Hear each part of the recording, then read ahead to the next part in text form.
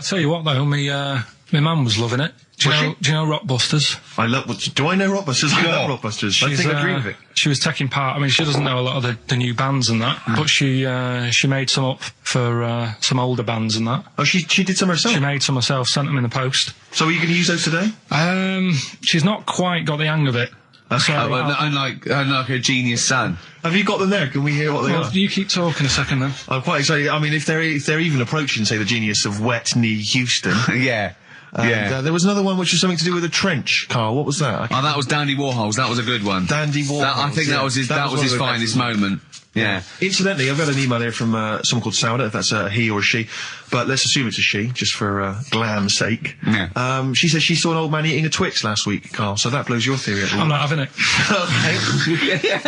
So if you are a bloke, he's calling you a liar, so maybe you want a little rumble later? In fact, if you are a bloke, he's calling you a girl. Yeah, exactly. Right. Yeah, then. These are ones that my mum's made up. Brilliant.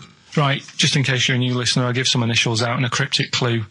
And it makes up a band, doesn't it? Yeah. Or a soloist. Yeah, not so much cryptic as what you're thinking. Go on. My mum sent this one. This group would be good at doing your hair. This group would be good at doing your hair. TP. Is there a group called the Hairdressers from the 60s? This group would be good at doing your hair. TP. TP. Is it the something? The Platters. The Platters. Yeah, that's all right. Yeah, so that's all right. Nice. Let's have a look. This group sound like dinosaurs. Group sound like dinosaurs. T-Rex. T-Rex.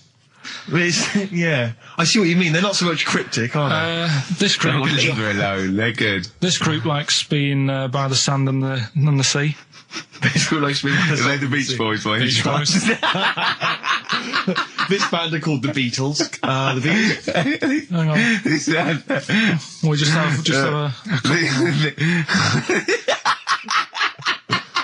What else you got? It's funny because one of them that she's done, I'm actually doing today. I thought of in the week. Right? So, is it the same clue? It was, yeah. Wow, But great minds think alike. Here's So the this is last one. obviously coincidence. Here's the last one from her. This guy sounds superb. This guy sounds superb. The Bachelors. Glenn Campbell. That's good. I like that. I'd say this. I think you should get on to one of the big game organisations, Parker Brothers or whatever, because this has got to be. I mean, this could sweep the nation at Christmas. Don't you think this is the perfect Christmas game? Yeah. Well, I think this is what's going to make or break the MTV thing. Right. Some kind of TV version. Yeah. I'm just thinking into ad breaks, coming up next is this band. Be careful though, Carl, because, make sure you retain the rights, because I can see this selling abroad. Yeah. And I can see someone coming along and taking the sort of like the Rockbusters and changing one word and making another game out of it and just using the same format. I don't know. I can't think of something there, but they could change. So sort of like they change the word rock to something else and have it. What could it be? Brick, block? Yeah, and so you have to, you know what I mean? So be careful, because Blockbusters will never work. look at his little face. So we're doing that later. Got some good prizes. Okay. We'll talk about the prizes about that in a bit. Yeah. Educating Ricky. Yeah, got that. We've got the woman who's got a ghost in her house. Yeah. It's a shame she's not here live, because I feel like I want to ask a few questions, Rick. I don't know about you. Don't worry, I've covered it all. You've covered it all. Go on. Yeah. So. Yeah, play a record. I'll tell you what's also interesting, Rick. The prizes we're giving away this week on Rockbusters. We got for you David Attenborough's The Life of Mammals. I don't know, is this a new show? Is this on TV at the moment? Is this like a new thing? So that looks good. It's like a double VHS thing there. We've also got a U2, the best of their 90s videos, even better than the real things on there. Mysterious Ways, Beautiful Day, Electrical Storm, the new one. Stuff on there, that's on video. We've also got a couple of CDs, The Smashing Pumpkins. I think this is sort of alternative versions of a lot of their hits and stuff, live versions and stuff like this. Johnny Cash's current album, possibly his last. We don't know, because apparently he's not very well at the moment. That's an album of covers. Yeah, well, not all covers, some of his new stuff as well, but he's done covers of things like Personal Jesus by Depeche Mode, and Desperado, and Bridge Over Troubled Water. And the great thing about Cash is I read an amazing review where it says it's like he always makes them his own. Do you know what I mean? It's like you can't even remember the old version. Desperado by the Eagles? By the Eagles, yeah. I'd like to play that, just to hear that, because I haven't heard that. We'll play that and then give it away. These are actually good prizes, Carl. prizes. We've also got, including a small miniature 3-wheel car, an Only Fools and Horses video. I think this is the special that was on Christmas TV last year. So if you're one of the people who didn't see it, I mean, wasn't there like 22 million people watching? Ridiculous. Yeah. If you're one of the people who desperately wants to see it again, I know I do, and wants a small yellow car also wants thrown a small in, car, then there it is. And also another of these compilations, arbitrary compilation albums, the best chill out album ever, Rick. Sure. If you're a fan of the Levi's Freedom ad.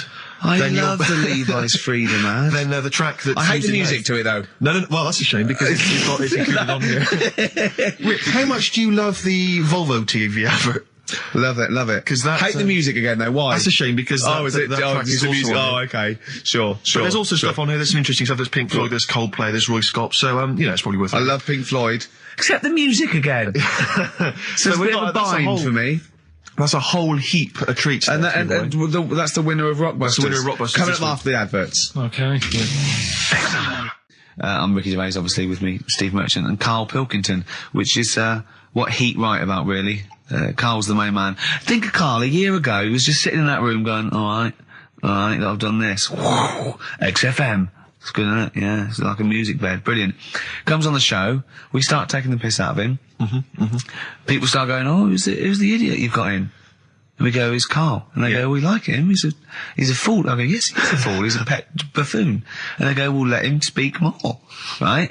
And they're going, don't let him talk, XFM, the fat cats. Oh. And I said, I'm a rebel and I'll do it my way. Rick, can I ask, did you stick it to the man? Yeah. And then MTV call up. Yeah, Heat are writing about him every week. Yeah, he's just been doing film for the BBC. There's some rumours he might be the new James Bond. Yeah. Is he in lovely McVitie's original digestives? Are we allowed to? Can I? If McVitie's are listening, I love these biscuits. Yeah. And he's got the best. If the Spearmint Rhino strip clubs are listening, I'm a huge fan. Right, and he's got Rockbusters to come. Yes, I should just ask, the few people have asked me this, and there's also an email here from Rich. People are saying they've seen some of the posters and the adverts of advertising the show, plugging the show. Why aren't you on the posters, Karl? And it is your choice, isn't it? We did ask Karl to be involved. But he is actually. It's like, where's Waldo? He's actually. Is he there? He's in my trousers. Karl, you don't like having your photo taken. No, you're not seeking the publicity. No. I reckon you are secretly. I don't believe you. No, he's right. He's totally right. He's doing it just right. But I think there's a fine line to be drawn that, if you like being in, around radio, you've got and you want your own show, or you enjoy talking and they just happen to be filming you for MTV, that's different. I think what you just avoid is going to silly celebrity bashes, having your picture taken for the sake of it. I mean, I think you're right, but I think you should do the screen test. On a serious note, I think you should do the screen test. Just because it might be fun, and if it's no good, they won't do it. And you can stop any time you want. No one has to keep going on telly. I just think we're going to lose him. No, we won't lose him. Listen, right? I'll always be part of this. I'm just worried that you're going to exhaust yourself. You're going to be drained. You're going to have told all your anecdotes on MTV. Certainly will if you have to help the old fella upstairs with the bed. Yeah, £50 an hour. Oh, that's terrible. Go on. But what I wanted to do, right? Because I don't want to embarrass myself, right? I don't want to embarrass the woman at MTV when I turn up and she thinks, oh, look at him. Yeah. What a waste of film this is going to be. Because it's not cheap. I know that. It's not film either, but go on. Well, it is cheap. It is cheap. They're filming a DV camera that they can go over. If it's no good, they won't show it to anyone. It'll be great. It's just what they want you. Honestly, I can just see you doing little things, just like popping up, between the records and going, all right. MTV, music television, hear about the airy Chinese kid born, which is weird, isn't it? Because they're not usually airy. And it just goes, MTV. It'd be brilliant. It'd be brilliant, Karl. If I'll come down with you. Well, we'll see. Go on. We'll think about it, right? Go on. Right, Rockbusters. So Rockbusters, it's a little clue, some initials, 3 different clues. You email in ricky.gervais@xfm.co.uk. You can win the load of stuff that we've got. So, first one, here's the clue. Stop throwing that fruit about. Oh. What's the initial? That's CB. CB. Stop throwing that fruit about. Yeah. All right. Is Anders listening? Has he emailed us in yet? Anders, not had any response from Anders. I'll keep I hope he hasn't stopped listening. Because he doesn't like the show. He's gone off. I hope he hasn't gone off the show. So, the second one, that Scottish fella has made an error. That Scottish fella has made an error. Yeah, interesting. That's M. M. Right, that Scottish fella has made an error. Right. Okay. And the last one, God, you can make a right load of toast with them. You can make a right load of toast with them. Yeah. All right. What's the initial there? That's G. G. I was thinking it might be bread for a minute, but no. G. So just very quickly, stop throwing that fruit about, CB. I've got the last one. Right. Scottish fella. It doesn't work. It doesn't count. Doesn't count. Well, that Scottish fella's made an error. That's M. And, God, you can make a right load of toast with them. That's G. Email in ricky.gervais@xfm.co.uk and you can... We've got the CDs, we've got horses, we've got mammals on VHS, we've got U2, we've got a couple of CDs, including Johnny Cash. Here's a new tune from a new fella called Papa Garcia. See what you think of this. You see, if he was on MTV, I couldn't say his name. Why? What is it again? Papa Garcia. Right, here's a new one from Papa Garcia. Right, here we go. Quick clues again. And then we better do Educating Ricky.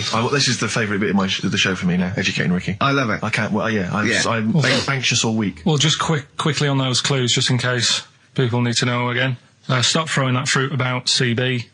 That Scottish fella's made a bit of an error, M. And, God, you can make loads of toast with them. That's G. All right, brilliant.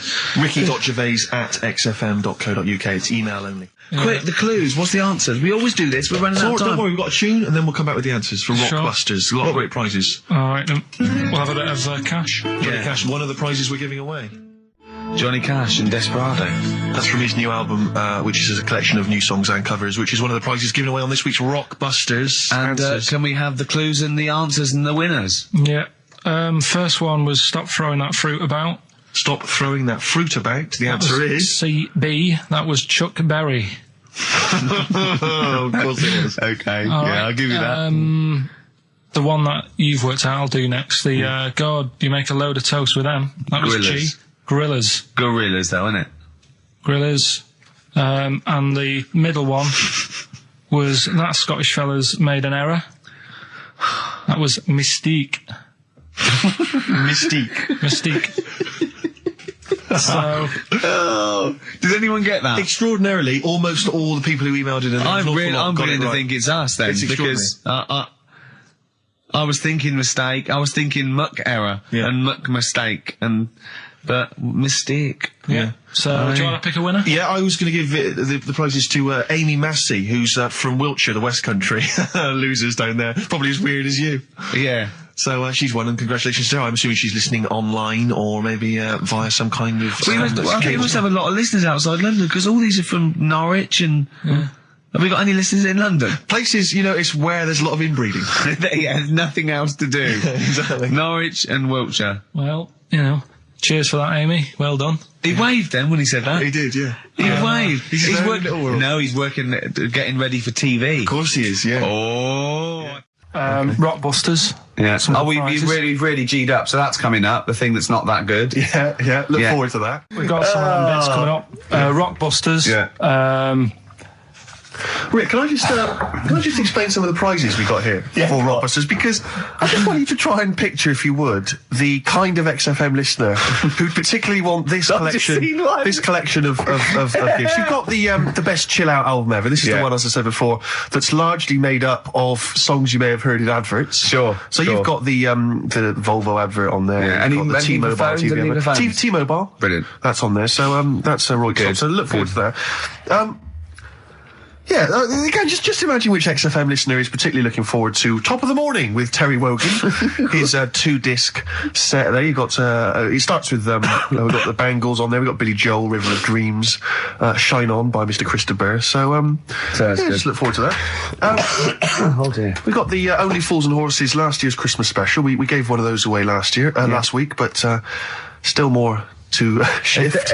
Do I spy a little free Yes, there's a little free 3-wheel trotter independent trading 3-wheel car, so that's there as well. So as I say, if you like fairly mediocre comedy, little Jonathan Ross's face there on the back, and maybe you also want Jerry Halliwell's Body Yoga DVD, Rick. So sure, that is that's good quality. And then just a few token XFM kind of things. We've got the Manic Street Preachers DVD and the U2 best of. And tell me, Steve, how do the lucky listeners win these? Rick, I'm glad you've asked. What they do is they email in with the answers to Rockbusters, which is a quiz. Hold on, man. How do they email if we don't know the email address? Rick, again, thanks for asking. Thanks for flagging that up. Ricky.Gervais at XFM.co.uk. That'll be coming up shortly.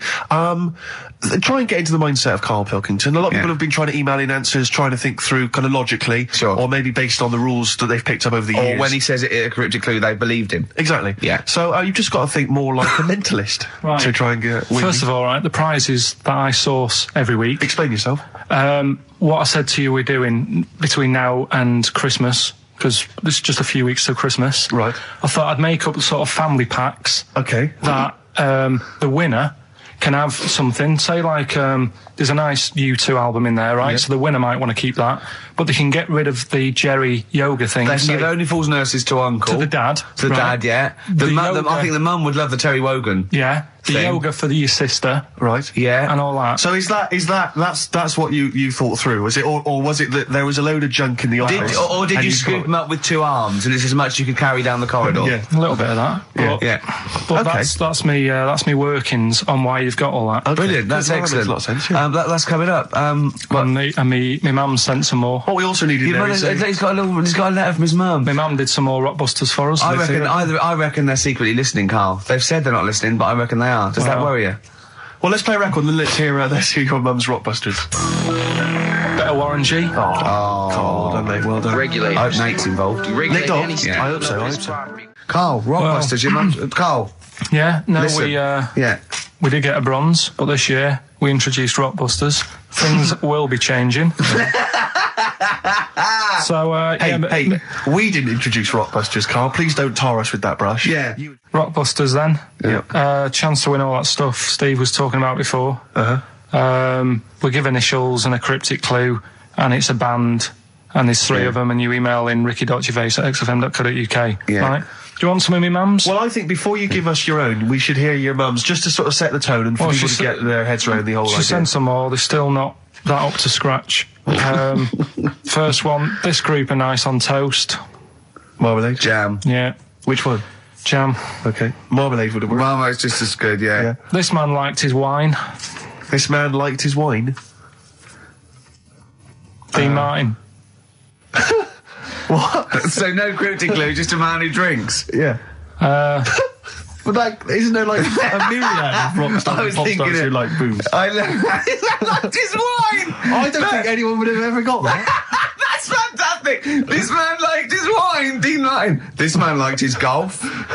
Clubby chip face. No, Bunker Smith. Bing Crosby, yeah. He liked his golf. Yeah, that's genius. This man liked his wine. Just a couple more. Hope you're not speeding when you meet these. The police. Oh, it's great. And is there any other good ones? Sounds like these lads work for the hospital. The porters. Say that again. Sounds like these lads work for the hospital. Jerry and the Pacemakers. Right. So we'll Karl, I have to say, if there was ever in the future any doubt that you were your mother's son, that would pay that. Believe me, you are a chip off the old block. Well, let's so we have a little record and then educating Ricky and Rockbusters. So the show really starts. Of the prizes. Jerry Halliwell's yoga video, DVD, I think it's the latest one in that particular series. So if you've already worked yourself up to, you're looking pretty good, but there's still a little bit of flab maybe around the arse or breast area, then Jerry can help you out there. Yeah. We got Only Fools and Horses. This is the Christmas special from last year. Jonathan Ross was giving that well on his morning show this morning. I don't know if they're just trying to get rid of him. Top of the morning to you from Terry Wogan. That's his 2D CD. I'm sure they were giving that away as You've well. got the likes of Love Theme from Top Gun, obviously Take My Breath Away by Berlin, that's on there. What else we got? We got The Pretenders, you mentioned them earlier. Alison Moyet's on there. Annie Lennox featuring Paul Simon. Still call her Alf. Loaf is on there. I'm talking of the meat variety, obviously. Miss Tina Turner on Silent Wings. There's an incredible selection there, perfect for saying mum or a deaf aunt. That's the managed Mystery Preacher's Greatest How's Hits your aunt, DVD. anyway? How's your aunt, the one who farted for 5 minutes, Carl? Also got the U2. It's not been that well. What's up with her? The best chill out album ever. Is she alright? Yeah, she'll be alright. Yeah. Okay, guys, so that's the prizes up for grabs. So we were having two conversations there. I think we're a little bit too relaxed in this show. Sure. But at the moment, we've got Rockbusters. Okay. So these are mine. Number 1, you've been dunking that for too long. That's LB. Right, so too long. Oh God, that's too easy. That's too easy. I always tease them, don't I? I give them something to make them feel like they're going to win something, and then I hit them hard with a tricky one. That doesn't make sense. Yeah, go on. So the first one, so that's the cryptic clue for a band or an artist. Their initials are LB, and the cryptic clue, you've been dunking that for too long. Yeah. So that's the first one. Second one, you won't be able to play that game in this pub because the table ain't big enough. Right? Could be an old artist, could be a new one, could be a band. What's the initials? FD. Alright? FD. You won't be able to play that game in this pub. The table ain't big enough. And the final one, well, I've had a rubbish day, so I'm happy it's over.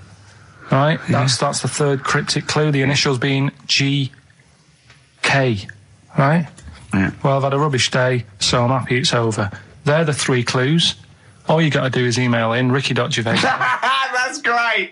That's genius. Which one? The last one. All right. That is genius. That's the best one you've ever done. All right. Ricky.gervais. That's great.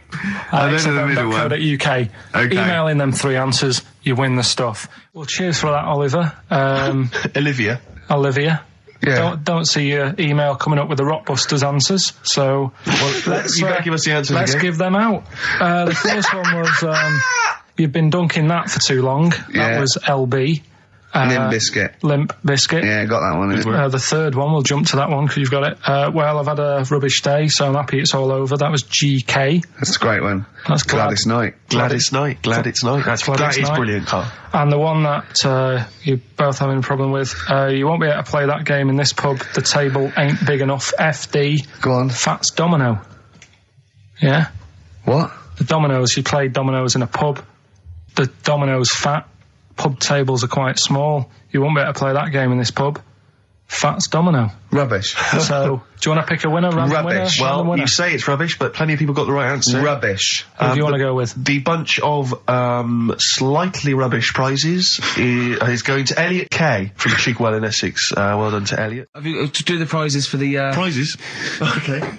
All right, so screw those who are less fortunate, is what TV's Ricky Gervais thinks.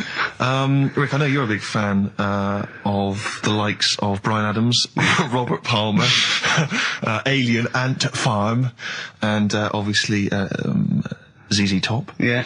And so you'll be enjoying the best air guitar album in the world ever, Volume 2. Yeah, sure.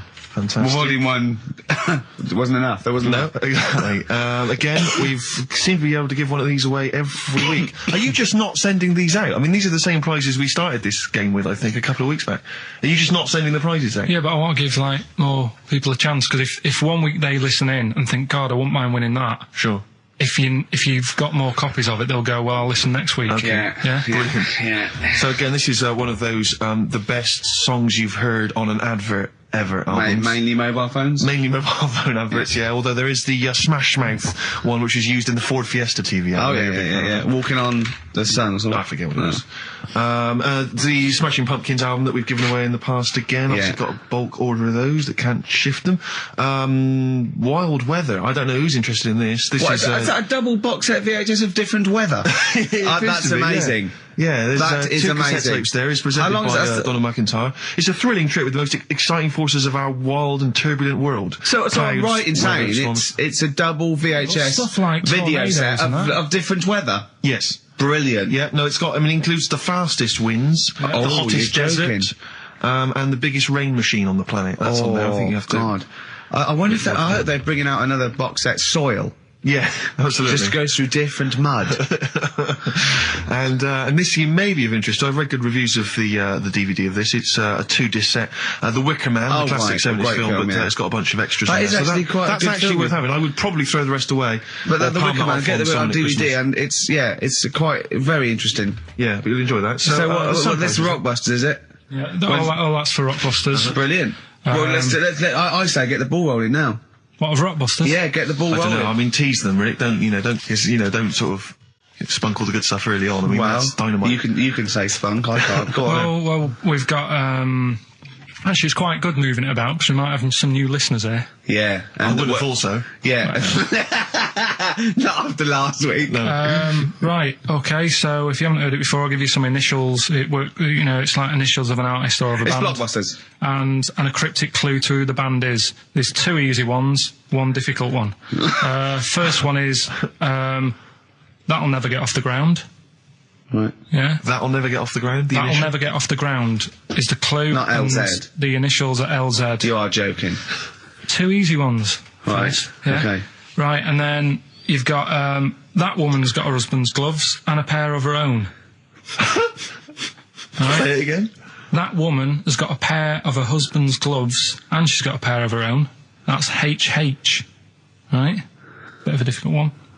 And then the last one. You'll get a right load of bacon off them, right? You'll get what? A right load of bacon off them. That's L. L. Yeah. So once you'll again, get a right load of bacon off of them. You'll get a right load of bacon off them. So first one, That'll Never Get Off the Ground. LZ. That woman has got her husband's gloves and she's got a pair of her own. That's HH. Brilliant. And you'll get a right load of bacon off them. That's L. And it's an email only competition. Email only. ricky.gervais@xfm.co.uk, and we pick a winner before the end. So and you can win that Wicker Man, the weather, best of the weather, the best of the weather. That would be amazing. The best of the weather as a compilation, Channel 4. Exactly. Winds light to variable. I love 1976 Remember this weather. One from August 1979. Warm, isn't it? Oh, this is warm, isn't it? Oh, the best of the weather. You forgot to read your mum's clues out, didn't you? Yeah, these are just for fun only. This is Carl's mum. She listened 1 week, and now she sends him a little example of Rockbusters every week. She's got what did she send? This group would go well with your Christmas dinner. Cranberries. Yeah. They make a few good cupboards. They make a few good cupboards. Yeah. Carpenters. I was thinking of EMF. I was thinking B&Q. The B&Qs. This group thinks of lots of things. This group thinks of lots of things. Yeah. Go on. Imagination. I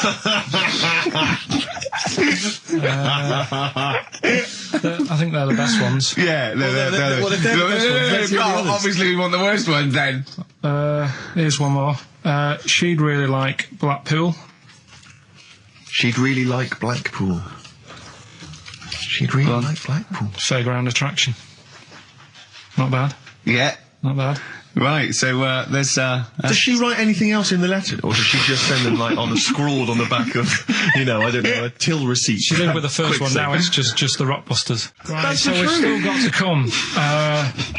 Rockbusters. Have you heard the saying, "A fish in time saves 9"? The clues were. Have you heard that? That'll Never Get Off the Ground. LZ. You've got. Have you heard that saying? Out of the frying pan into the saucepan. You've also got. I'm trying to hold it together now.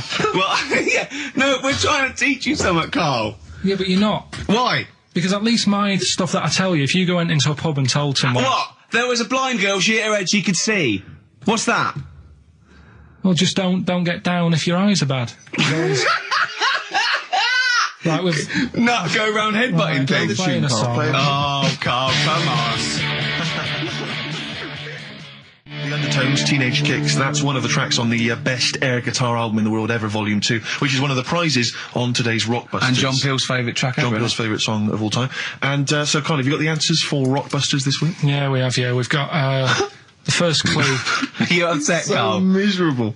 I'm a bit fed up today. The weather's... I knew when I was walking in today, though, that I'd be... But that video, there's lots of weather on that video, so they can, whoever wins this can go and see sort of the weather you were talking about.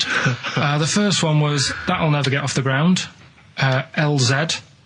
Yeah. The answer there was Led Zeppelin. So easy. Yeah, but I said that's here. There's always 2 easy ones and a difficult one. Go on. The third one was you'll get a load of bacon off them. Go on. That was L. Long pigs. Right. Yeah. And then the second one was that woman's got her husband's gloves and a pair of her own. Yeah. HH. Yeah. Yeah. That was Erman's Hermits.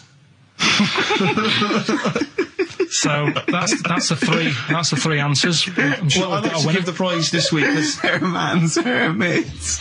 What? There's a lot of... Herman's Hermits. That is genius, Carl. That is genius. Oh, Herman's Hermits. There's so many people who are worthy of the prizes, obviously. Hermits. I'd quite like to give the prize this week to Tom McGibbon. Just because I like his name. I don't know if I've pronounced that right, but Tom McGibbon. Yeah. I'd like to give that to No, him. you shouldn't laugh at someone's name. He also lives in Bloxhall Road. I don't know why I find out. Tom McGibbon of Bloxhall Road. I don't know why. Well, you've made a mockery. You've made a monkey out of the man. For old Gibbo. Yeah. And he's asking that he's got a question there. What? Can Karl get rid of slugs? I don't know what that means. I'm almost certain he can. So well done to if he's been listening, if he was listening a few months ago, he would have known how to. Go on. Because I told you what slugs like. What? Getting in letterboxes. How does that get rid of them? Put some stamps in your garden. They like they like stamp glue. So Yeah, that's and what how does that get rid of them? They keep coming back, won't they? They'd be going, I can't believe it, we'd have to climb those boxes now. There's a fella leaving stamps just out give it for a us. go. You've won some prizes and I've sorted you. No, how does that get rid of slugs? Leaving stamps out for them, their favourite food. And then we've got a Christmas edition of Rockbusters, which I found out yesterday. Go on. Channel 4 have ripped it off. Go on. It's on their teletext thing. That's outrageous. Yeah, on their teletext page, someone said. What are they doing then? Like Rockbusters, they're copying the format. You sure they're not copying Blockbusters? No, it's someone said it's a cryptic clue of a band and that, and initials, and you work it out. That is despicable. I mean, we should investigate this. So they've fundamentally ripped off the idea of being allowed to do a cryptic clue to guess a band. Yeah, but they sort of clever cryptic clues. They certainly ripped you off then, have they? I'm just saying. Rockbusters. Rockbusters, but tell the prizes, Steve. Yeah, we have got Christmas some, gift. This is Christmas gifts. I don't know if you'll receive them in time to actually pass them off as gifts. I wonder if I can tell that Ross Noble story that he told us. I don't know. We'll have to discuss that when the record's playing. Okay, all right. Okay, so you heard a track from it just then. This is the XFM Christmas album. I think that's been knocking around here in the office for years, hasn't it, Karl? Or is it new this year? It was brought out about 2 years ago, but the Christmas songs are Christmas songs, timeless, songs. Yeah, it's not bad. There's got bands on there like the Dandy Warhols, the Webb Brothers are on there, Drugstore, Ben and Sebastian, Flaming Lips, all sorts. So we've got that to give away. We've also got this Smashing Pumpkins compilation, which that seems to be knocking around for weeks. Another one of those 50 years of the greatest hit singles. I don't know, Culture Club's on there, Queen, obviously. I've just seen the Cult film. Yeah, the Cult film will come back to you shortly. This, I think, is one of the most exciting gifts. If you have a video player and you want to get trim, then surely Big Brother 3 champion Kate Lawler and her cardio combat video, in which I think she uses kind of, military kickboxing training to get you trim and taut and looking as good as her. Then you can get that as well. We've also got a exclusive 7-inch single from the White Stripes, a kind of Christmas single. Is that from them? Yeah. That must be quite rare. That's probably the only thing. That is rare. That is worth something. And the current Badly Drawn Boy album, Have You Fed the Fish, which I think is slightly mediocre. They've gone up, actually. I think that the level of prices there has gone up. Not a bad selection, but here is the big movie. And actually, I have to say, this is not a bad one. It's not. Again, it's not terrible at all. It could be worse. It's James Caan in the original Rollerball, not the disastrous remake that came out recently, but the DVD version of Rollerball. So that's there as well. So something fairly interesting. That's worth winning. Right, come on then. Let's do Rockbuster. Well, will we play a song to give people time to get a pen and paper and that? Yeah. So we're doing it next. Rockbusters coming your way with all those great prizes. Yeah. Right, we're doing it now? That's right. I noticed Heat magazine sort of put a bit of a spanner in the works. Why? Because they were saying, maybe it'll be a Christmas edition of Rockbusters. And I'd already sorted them out. I wouldn't worry, Karl. Well, what I've done, I've cleverly tweaked them to make them Christmassy. So the Christmas bit in it has got nothing to do with it whatsoever, but I just thought... So you mean the clues have a Christmas element? Well, yeah. But it's nothing to do with the answer. It's nothing to do with the answer. Right. So why don't you just ask the normal ones and I'll ring a bell. I'll shake some bells. Well, it's the equivalent of that, but in sort of speech. Right. Brilliant. So the first one, there's a load of letters there asking for advice. Put them on Claire's desk. Oh, and have a good Christmas.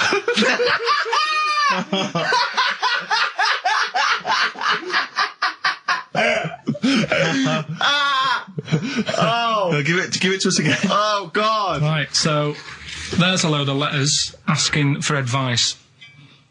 Put them on Claire's desk. Oh, and have a good Christmas. Right, but bear in mind, people, that the Christmas element may not be relevant to No, these that's got clues. nothing to do with it. I don't want to, Okay. And the initial there is F, right? That's F. All right. Right, the second one. Ask your mum if you should. After you've wrapped the presents. Right, so Ask your mum if you should. ask your mum if you should after you've wrapped the presents. That's S. Yes. S. All right. All right. Okay. And the last one, a couple of people were arguing in the supermarket at the fruit and veg counter, but it's busy in there because it's Christmas. That's probably what brought it on. So that's B. Right? B. Oh, God. So they're the three. Will I just recap? Yes, please. Yeah, I have no idea. so I the can't first even. one. I don't know what to start thinking. Right, there's a load of letters there asking for advice. Put them on Claire's desk. Have a good Christmas. Have a good Christmas. Second one, ask your mum if you should. After you're at the prison. S. And the last one, a couple of people were arguing in the supermarket at the fruit and veg counter. But it's busy in there because it's It's Christmas. busy because it's Christmas. That's a B. So they're the three things. It's email only, this one. Please remember that. ricky.gervais@xfm.co.uk. ricky.gervais@xfm.co.uk. Yeah. Brilliant. Carl looks happy with them. He looks he's really very happy pleased, with and them. rightly so. They're All cracking. right, they're good. Yeah, They're good. Pleased with those. So, All right, is there going to be more Rockbusters in the new year? We're not sure. I'm still, thinking about new ideas that we can do. Snowbird from Mark Eitzel, part of his covers album. He's so happy that the XFM listeners understand his stupid clues, and he knows it annoys me. We've got some we'll right be answers for giving out the Rockbusters. answers just quickly, just in case someone sort of missed one of them. I'll just quickly do them, yeah? Yeah, go on. First one, there's a load Short of letters. show. There's a load of letters there asking for advice. Put them on Claire's desk. Oh, a Merry Christmas. Ask your mum if you should. Oh, a Merry Christmas. And a couple of people were arguing in the supermarket. It was at the Christmas, fruit and that's veg why. counter. And that's B. Okay, we'll give those answers out shortly. Okay, answers. We must give the answers. You will have to go to bed at 6 though, so we can play. Right, here's the last clues of the year. You had, there's a load of letters there asking for advice. Put them on Claire's desk. Go that on, was no idea. F. That was for foreigner. For Rayner. I don't know what you mean. Claire Rayner. She took advice. She gave people advice. So that's a foreigner. That is shit. Right. I'm sorry. That might be Christmas. That is absolute A garbage. lot of people got the right answer. I know. Yeah, well, well, that they annoys don't me even like- more. Number The two. second one, ask your mum. Foreigner. Yeah. Foreigner. Second one, ask your mum if you should. That was S. That was Shalimar. Shalimar? Shalimar. Right? No, bizarrely, what was the clue there? Ask your mum if you should. No, we got a lot of people saying Smashing Pumpkins. There's the answer to that. But I don't know who's saying that today, Mum. Smashing Pumpkins. Merry Christmas, Mum. Smashing Thanks very Pumpkins. much. Nice bollocks. Yeah, exactly. Oh, that's great. That's great. Right. Smashing Pumpkins. Your dad bought for me for Christmas. Yeah. And the last one, Lovely plums. What, my Victorias? Oh, God. right, we've got to wrap it up. Come on, then. A couple of people were arguing in the supermarket at the fruit and veg counter. That was B. That was banana drama. They were like having an argument. What do you mean banana drama? What, no, wait. What group is banana drama? What group is banana drama? So, You're a fool. You're a twat. When you say that, but you accuse Carl of that, you're also accusing lots of the listeners, including the winner, Nicola Rogers, of London, and she wins those great prizes, and she got them bang on, so... Banana drama. so can we finish there now? Yeah. Yeah, What do you mean? What do you mean? Can we finish there now? Just play the ads and go. What? No, what are you talking about? We're going to play Jerry Alright, Jerry we'll play River that all then. day. Play that then. Goodness me, Carl, look at you. We haven't got time. Merry Christmas, Carl. Merry Yeah, Christmas. yeah, Carl. yeah. Enjoy the show. Let's give him a little kiss. Oh, little kiss. Oh, no, I with can't. tongues, it's Christmas. No, don't. Stop messing about. Get off! Right, well, Rockbusters. That's old. That's not a new feature. Yeah, but we'll keep it. Right. For another So you're bit. just keeping an old feature? Okay. No, it's an old favourite. I'm sure there's a lot of people that are going, phew, I was worried that he'd lose Rockbusters. Rick, I've just come up with a new idea. Why don't we just play some records that we like? There's a new idea for 2003. Yeah. Oh, do you know what we can't, Steve? Because the library's out of order. Oh yeah, the record label, we can't get in there. We're not allowed to get in there. We had to scrounge something from Capital Gold. So anyway, right, Go on. so we got Rockbusters. What are they doing with the library? Are they getting some records in that we want to play? Is that their new idea? I know, let's get some records in that we want to play. Yeah, they're sending out the Gina G. Yeah. Four non-blondes, goodbye. Give that to Foxy. Brilliant. So, right, we've got Rockbusters coming up. Do you want to say what we've got to give away there, Steve? Not really, Rick. Is it really bad? Well... What's the film? What's the featured film? The featured film's not bad, I have to say, actually. You've excelled yourself there. Again, it's just one of those things where I think, what kind of XFM listener would want this particular goodie bag? I know before Christmas, Karl, you explained that the reason we were Carl's giving away... face, he's disgusted, because he just said, I do a lot of work to get these prizes. And I went, no, you didn't. I saw you. He went over to a drawer and went, I'll give that one, and that one. That's what work you put in. You nicked some... There's about 12 Jerry Halliwell videos, one of which we're giving away. It's Rick, you've given it away. Oh, no. Yeah, if you'd like Jerry Halliwell's Body Yoga DVD... then, you know, that's one of the treats you can win. But it does, like, if you remember before Christmas, he said that he was giving away a kind of bumper pack of gifts that you might want to wrap up and give to various people. One for Uncle, one for Auntie. But obviously Christmas has passed, so I don't know really what your excuse is this time. You eat a lot over Christmas, don't you? Get a bit fat. Fair point. Yeah. So, Jerry Body Yoga is one of them. The recent, on DVD, the recent series of Wiedersehen Pet. Yeah, I think that reaction. Could you give me that reaction again? Well, Rick? no, just give me that reaction again. Oh, yeah. Yeah, brilliant. And actually, I have to say, this isn't bad at all. This is the very best of the Stone Roses CD. Well, you can't knock that. You can't knock that. In fact, I'll tell you what, we should play Elephant Stone at some point. Yeah, we'll have that. Go on. Madness. I think this is actually tunes from them and not from the musical, although it is tied into the musical. He went to see that musical. Anyway, prizes giving away. What's the competition? It's Rockbusters. We're doing Rockbusters. We're still doing Rockbusters. Oh, well, look forward to that. Do that in like 15 minutes. I need a bit of Coldplay first. I do, honestly. Really? Oh, dear. So, Rockbusters. Rockbusters, first one of the year. Do you want to explain it? Okay, so we've got some new listeners. Some new listeners. Might have. You never know. Chance to win some stuff. I give you like a cryptic clue and some initials, and it sort of makes up a band. So an easy one that we did at the start was an exploding pet, AK, atomic kitten. Yeah. Right, that's how it works. So there's three of them. It's email only. You email in ricky.gervais@xfm.co.uk and you win all that stuff Steve was talking about. Right, first one, £42 for a torch. £42 for a torch, that's a bit pricey. That's D.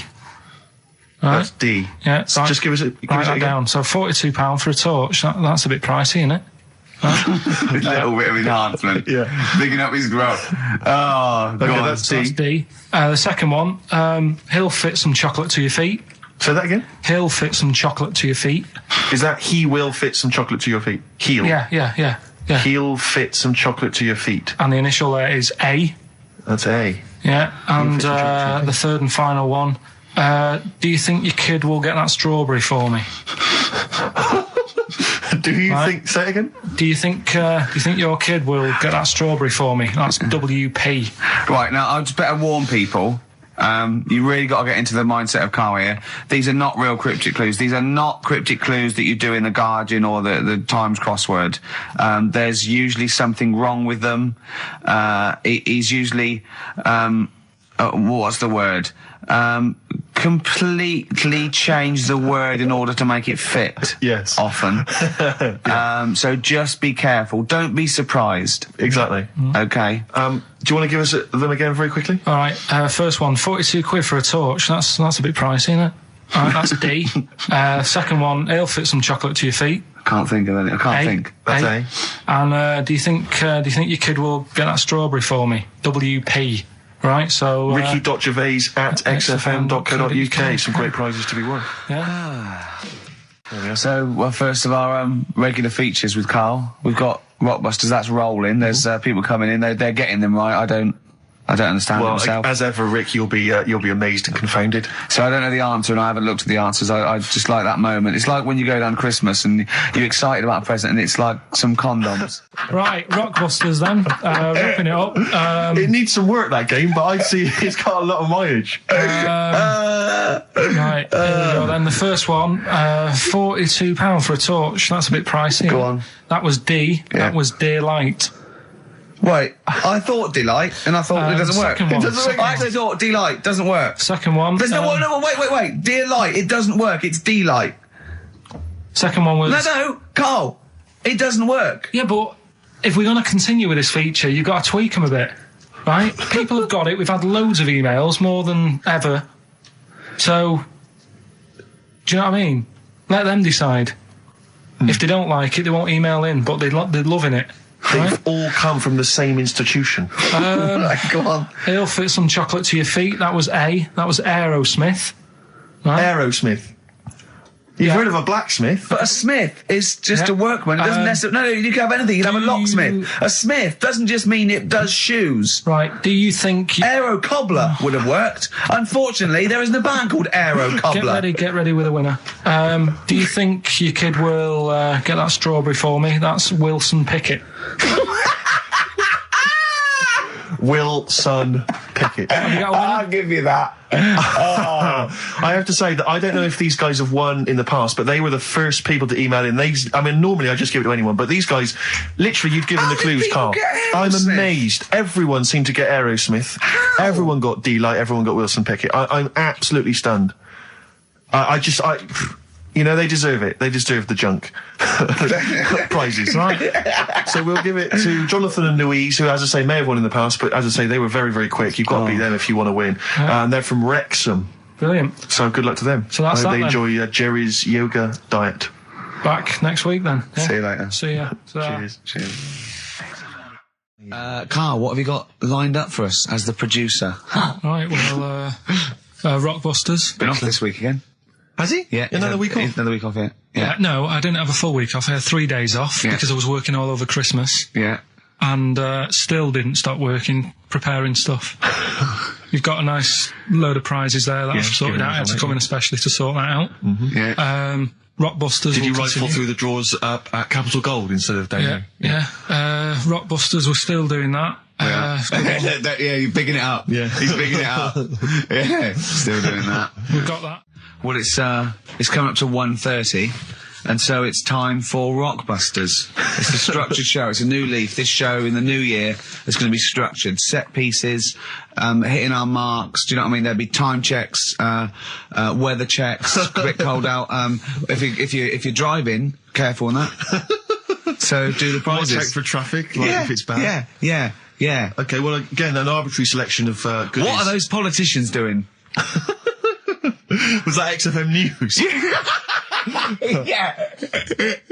Right, what have we got? So we've got, for those that are a fan of the movie Donnie Darko, which a lot of people rave about this year, a sort of weird teenage movie, then there's a sort of sweatshirt there. It is actually quite nice. It's not bad at all.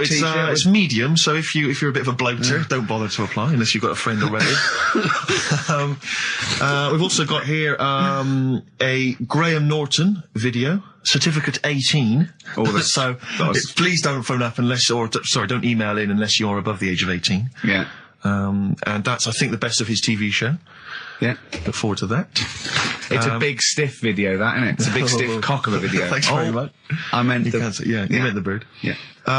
There's also a fairly mediocre British wartime thriller, Enigma, which a lot of people, it was hyped for a while, but it's actually interminable. I've seen it.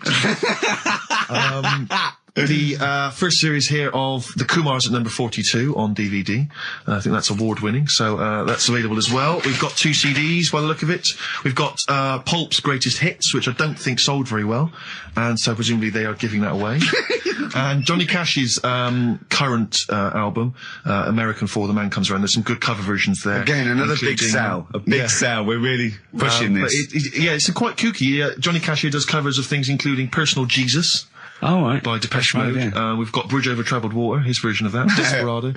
And anyway, it's not bad. That's probably the best treat in that bunch. Right. And I'm assuming there's some questions there, Carl. Yeah. Right, here we go. If you're a new listener, the way it works, I'll give you a cryptic clue and some initials, and it sort of makes up a band. Yeah. Makes more sense when you hear it, I reckon. Not particularly. Well, not really. Although people do get it. I just worry about the state of our listeners. Go on. Right, so there's 3 of them. You email in ricky.gervais@xfm.co.uk. It's email only. I repeat, it is email only. We are too lazy to answer the phone. Yeah. Okay, Here we go then. Number 1. there's normally 2 easy ones and a difficult one. Sure. So here we go. Number 1. Don't argue with him. He ain't going to change his mind. Don't argue with him. He ain't going to change his mind. Yeah, that's AA. AA. Yeah. So that's the first one. He's not going to change his mind. What do you mean, You've just got them written out, haven't you? I'm just thinking about what the answer is, so I don't write the answer down. Don't worry, they get it. Yeah, don't worry. Well, you can't remember it. You came up with it. There's only 3. I know, it's weird, isn't it? No, it's not weird. It's incompetent. Right, the second one, anyway. I hope you get this. I hope you get this. Email in and tell us the answer. This is a shambles, isn't it? Hang on a minute. Keep going. Go on. He always gets what he wants and doesn't worry about anyone else. P. And you don't know. You don't know that is. I'm sure it'll come to me once I see it on email. What do you mean? Once they get it, you'll agree with them. I'll know if it's the one I had down as the answer. This is brilliant. Imagine Jeremy Paxman doing that. Going, yeah, University Challenge. Is that right? Go on. Right, so that's that one. Give us that one again. He always gets what he wants and doesn't worry about anyone else. P. But you're confused. I don't understand how you can be confused. Yeah. What's the final one? The third one, I'll have to put that woman in the oven. And that's AB. All right, quickly give us them again. Right, so the first one, don't argue with him. He ain't going to change his mind. That's AA. He always gets what he wants and doesn't worry about anyone else. That's P. And I'll have to put that woman in the oven. AB. All right. Okay. Ricky.gervais@xfm.co.uk. I'm going to play a classic track now by Neil Young, Alabama. It's beautiful. Neil Young, Alabama. Carl is still confused. He's waiting. He's biting his fingers, waiting for an email to tell him the answer to the clue he made up but can't get. I love that as an experiment. As a I mean, that would confuse psychologists, that you come up with something that you can't get. It's brilliant. Yeah, you came up with the question, you don't know the answer. And you expect them to, but you can't, and you made it up. Look at your face. Play some adverts. XFM. Honestly, Juan by Billy Corgan's new band there. Ex-Smashing Pumpkins. Sounds a bit like them, but I like it. It's all right, not bad. I like it. You would take to know, Rick, incidentally, that someone's got the right answer. So Carl really knows the answer, yeah. Brilliant. Well done, Carl. You're a fool. Right. Right, what are you doing then? Let's have a quick reprise, if we could, of the Rockbusters clues. Yeah, Rockbusters, if you've just tuned in, you've missed it this week. Here's your 3 Well, no, clues. you haven't. That's why we're giving the clues again. Yeah, I know, but if they haven't. Eh? What? Safe, they've been busy. Just give the clues again. First one. God. Don't argue with him, because he isn't going to change his mind. That's AA. Second one, he always gets what he wants and doesn't worry about anyone else. That's P. Yeah. And the third and final one, I might have to put that woman in the oven. AB. Interesting. Are we telling them or still? No. People have still got a chance to win those extraordinary prizes. Ricky.gervais@xfm.co.uk. So the answers to this week's Rockbusters. Yeah. Will you give us the clues again and the answers? Yeah. The first one was, don't argue with him. He ain't going to change his mind. The initials there were AA. That's adamant. Yeah. All right. That's good. That's a good one. Second one, he always gets what he wants and doesn't worry about anyone else. That was P. That was Pixies. Right. Picks his. It kind of works, yeah. And the third one, I'll let you have that one. I'll have to put that woman in an oven. That was AB. That was Anita Baker. Anita Baker. It's good. Anita Baker. I'll let you have all 3 today. So you've done well. So do you want to pick a winner, Steve? Well done to Mark Leder from Bow. He wins those fairly mediocre prizes. Enjoy them. Oh, brilliant. Now listen, it's Rockbusters. I've got the prizes here. Rick, I'll be honest with you. I mean, we've given away some shoddy stuff in the past. This is the worst collection. Tat, is it? This is really scraping the bottom of the barrel, Carl. I mean, let's hold on. The how phones many are going more mad. of these can we give away? If you're still phoning, hang up, because we're not going to bother anymore. We're really sorry about that. Maybe email us or something. How many of these can we give away? Look at that. It's only Fools and Horses. It's the Christmas special from not this year, the year before. Yeah. I mean, we have given away so many of these. I imagine there's charity shops throughout London. Throwing them away. Yeah, throwing them away. Yeah. So we got that, dear. and if you didn't watch it, if you weren't one of the 20 million that watched it. Blue-eyed, fat-legged, purple-eater people, if they had a big and had a big boo. It's something like that. And once again, the best chill-out album ever, with, it's pretty much rubbish. It was a big boo. Actually, no, the songs were okay, but it's just basically a collection of songs you might have heard on adverts. So enjoy that. Oh god, this one again, the best air guitar album in the world, volume 2. This is no longer an entertainment show. This is three people chatting to each other now and again. Sometimes we remember it's going out, sometimes we just take a call for our own amusement. I mean... It's the same price again. It's the David Attenborough compilation of DVDs, which I'd be very surprised if it actually makes it to you. I imagine someone here will have had that long before we post it. Oh dear. There's a t-shirt in here. XFM 104.9 You get sent a lot of just in case you're wondering what you're listening to. This is a Quicksilver t-shirt. What is that? What t-shirt is that? That's a t-shirt made by the Quicksilver people, so if you're a bit of a surfer dude, and by the look of the size of it, you're a midget. You can't say midget. You're welcome to it. And this is, I think, the piece de resistance, Rick. I mean, because you know the kind of fans we have. They're pretty cool cats. Pretty groovy guys. Yeah. So I imagine they'll be loving on DVD Doctor Who, the Aztecs. That's one of William Hartnell, the first Doctor's classic episodes on DVD God. there. Rubbish. That's rubbish, Carl, those prizes. I'm ashamed to give them away. Carl, you know our mate Johnny, he's a Doctor Who fan. Yeah. Do you remember, he bought the Doctor Who magazine, and he went to the toilet, and Steve got post-it notes and put geek on every page. And Johnny opened it on the tube, right, and it had geek and everything. And Johnny bought in the new Doctor Who magazine, I think this week's or this month's, right? And they've done the perfect Doctor Who fan, right, what the geek is, right? And it looks exactly like Steve. Alright, don't have a go, Rick. It does. And I'm going to try and put it on the website. It's amazing. It's got your hair, glasses, it stands like you, it's sort of dressed like you, and it's only, it's hilarious. And he was, I mean, I'm insulting you now. It sounds like an insult, but if you see it, you'd laugh. Well, Rockbusters, right? Yeah. Right, here we go. Just a little bit annoyed. Just 3 clues. We've lost all the energy in this show, haven't we? Well, I can't get over that insult. I'm just a little... No, we did though. It just came out, no, I can be honest with you, Rick, it came out of left field. I wasn't expecting an insult. No, and, but I think there was a sense of camaraderie on this. Just email in ricky.gervais@xfm.co.uk. I'm just annoyed. I can't what are we doing? I'm just reading out the clues. Should we put this, let's put this one in for the Sony Award. Let's put this show in for the Sony Award. Play a song, Carl, because I need to discuss things with him. I've talked before about him Edit slagging it down. Get this down to 3 minutes. It'd be a great show. Rockbusters in a minute. If Somebody you haven't heard the Rockbusters, might as well give them out. Well, let's check the emails working before we do that. Yeah, otherwise it's a complete... This whole show has been a sham and a farce and a waste of time. Well, I think they can take that as read. Rockbusters then, we've got a problem with the email this week. Yeah. It's the least of our problem, I think. They're not coming through, so I'll give out the clues again, and then you can call in on 08700. Only call if you know all 3, you can rattle them off. Yeah. We'll do it during the next record. So the number is 08700 800 1234. Right? 08700 800 1234. Right, okay, so you got that. So call in if you know all 3. Yeah, the 3, just to recap. I've got 3 other jumpers like this one, the initials FT.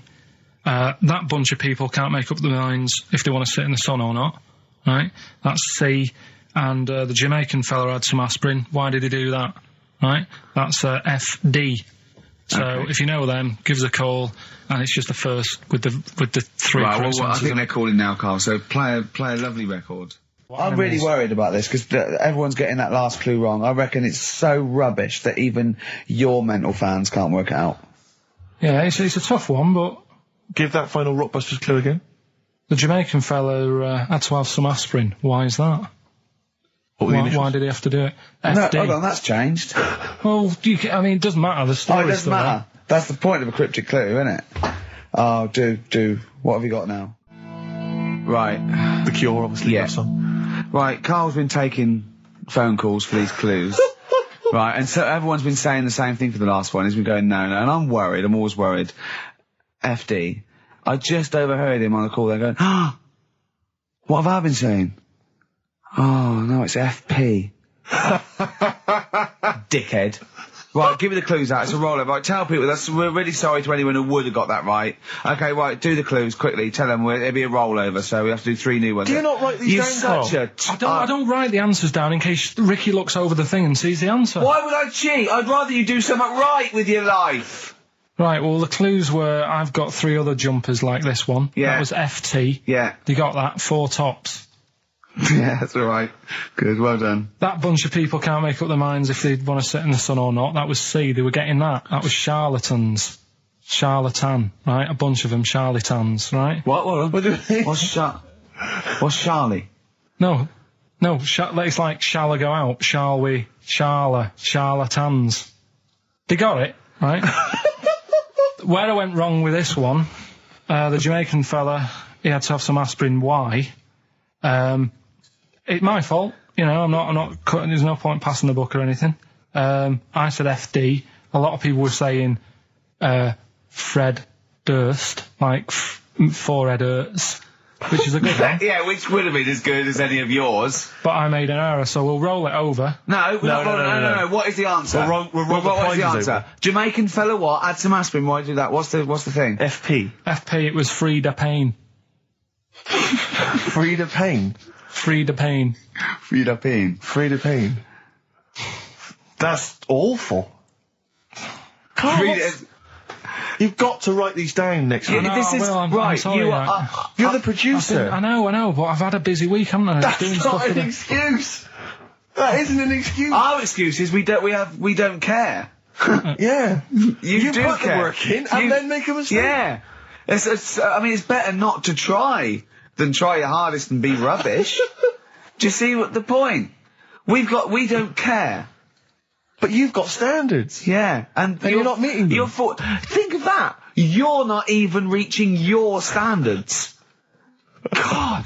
Right, well, that's that, I guess. Well, the prizes will be giving those away next week. Again. Just completely... Song for the ladies to end the show with. It's from Nick Cave's new album, Nocturama. This is a track called He Wants You. Back next week. Remember, Frida Payne. Rockbusters, we've got some great prizes. Well, have you seen them yet? No. Be careful. They're not going to be great, I just peeked in, and all I'm going to say to you is Fools and Horses Christmas Special? Not the little one with the little car. With the little car, yeah. Brilliant. That is excellent. Carl, what have you got to say for yourself? Hold on, it was a rollover, wasn't it? Because you really mucked up Rockbusters last time. What was he doing? It's saying FP for the whole thing. No, FD you were saying, and it was Frida Payne. Have you written the clues down this week? Because that seems like an obvious way to improve this. Yeah, I'll write the clues A week down. before he couldn't remember what the answer was. Yeah, yeah. Yeah, but, you know, you learn by your mistakes and that. You don't. Rockbusters? Is it that time? It is indeed. Last week, of course, it was a disaster. Yep, every Saturday at 16 minutes to 2, we do Rockbusters. I have to say that I've not really gone through them, but the prizes look exactly the same as they were last week. Yeah. There's that T-shirt. So it's a rollover, but you haven't added to it. Have you not? The point of a added anything to rollover is you've got to add to it. That's the excitement. Yeah, there's a couple of albums that were... Okay, well, it's also the Fools and Horses video with the free... I don't think... I'm bloody jealous of that. I like that little yellow thing. It's a little... there's a little kind of model three-wheeled van. Rodney, you plonker. Oh, dude. What's that?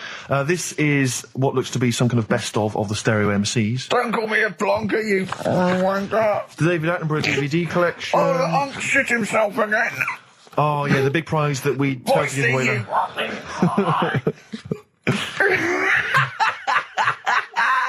Best chill out album.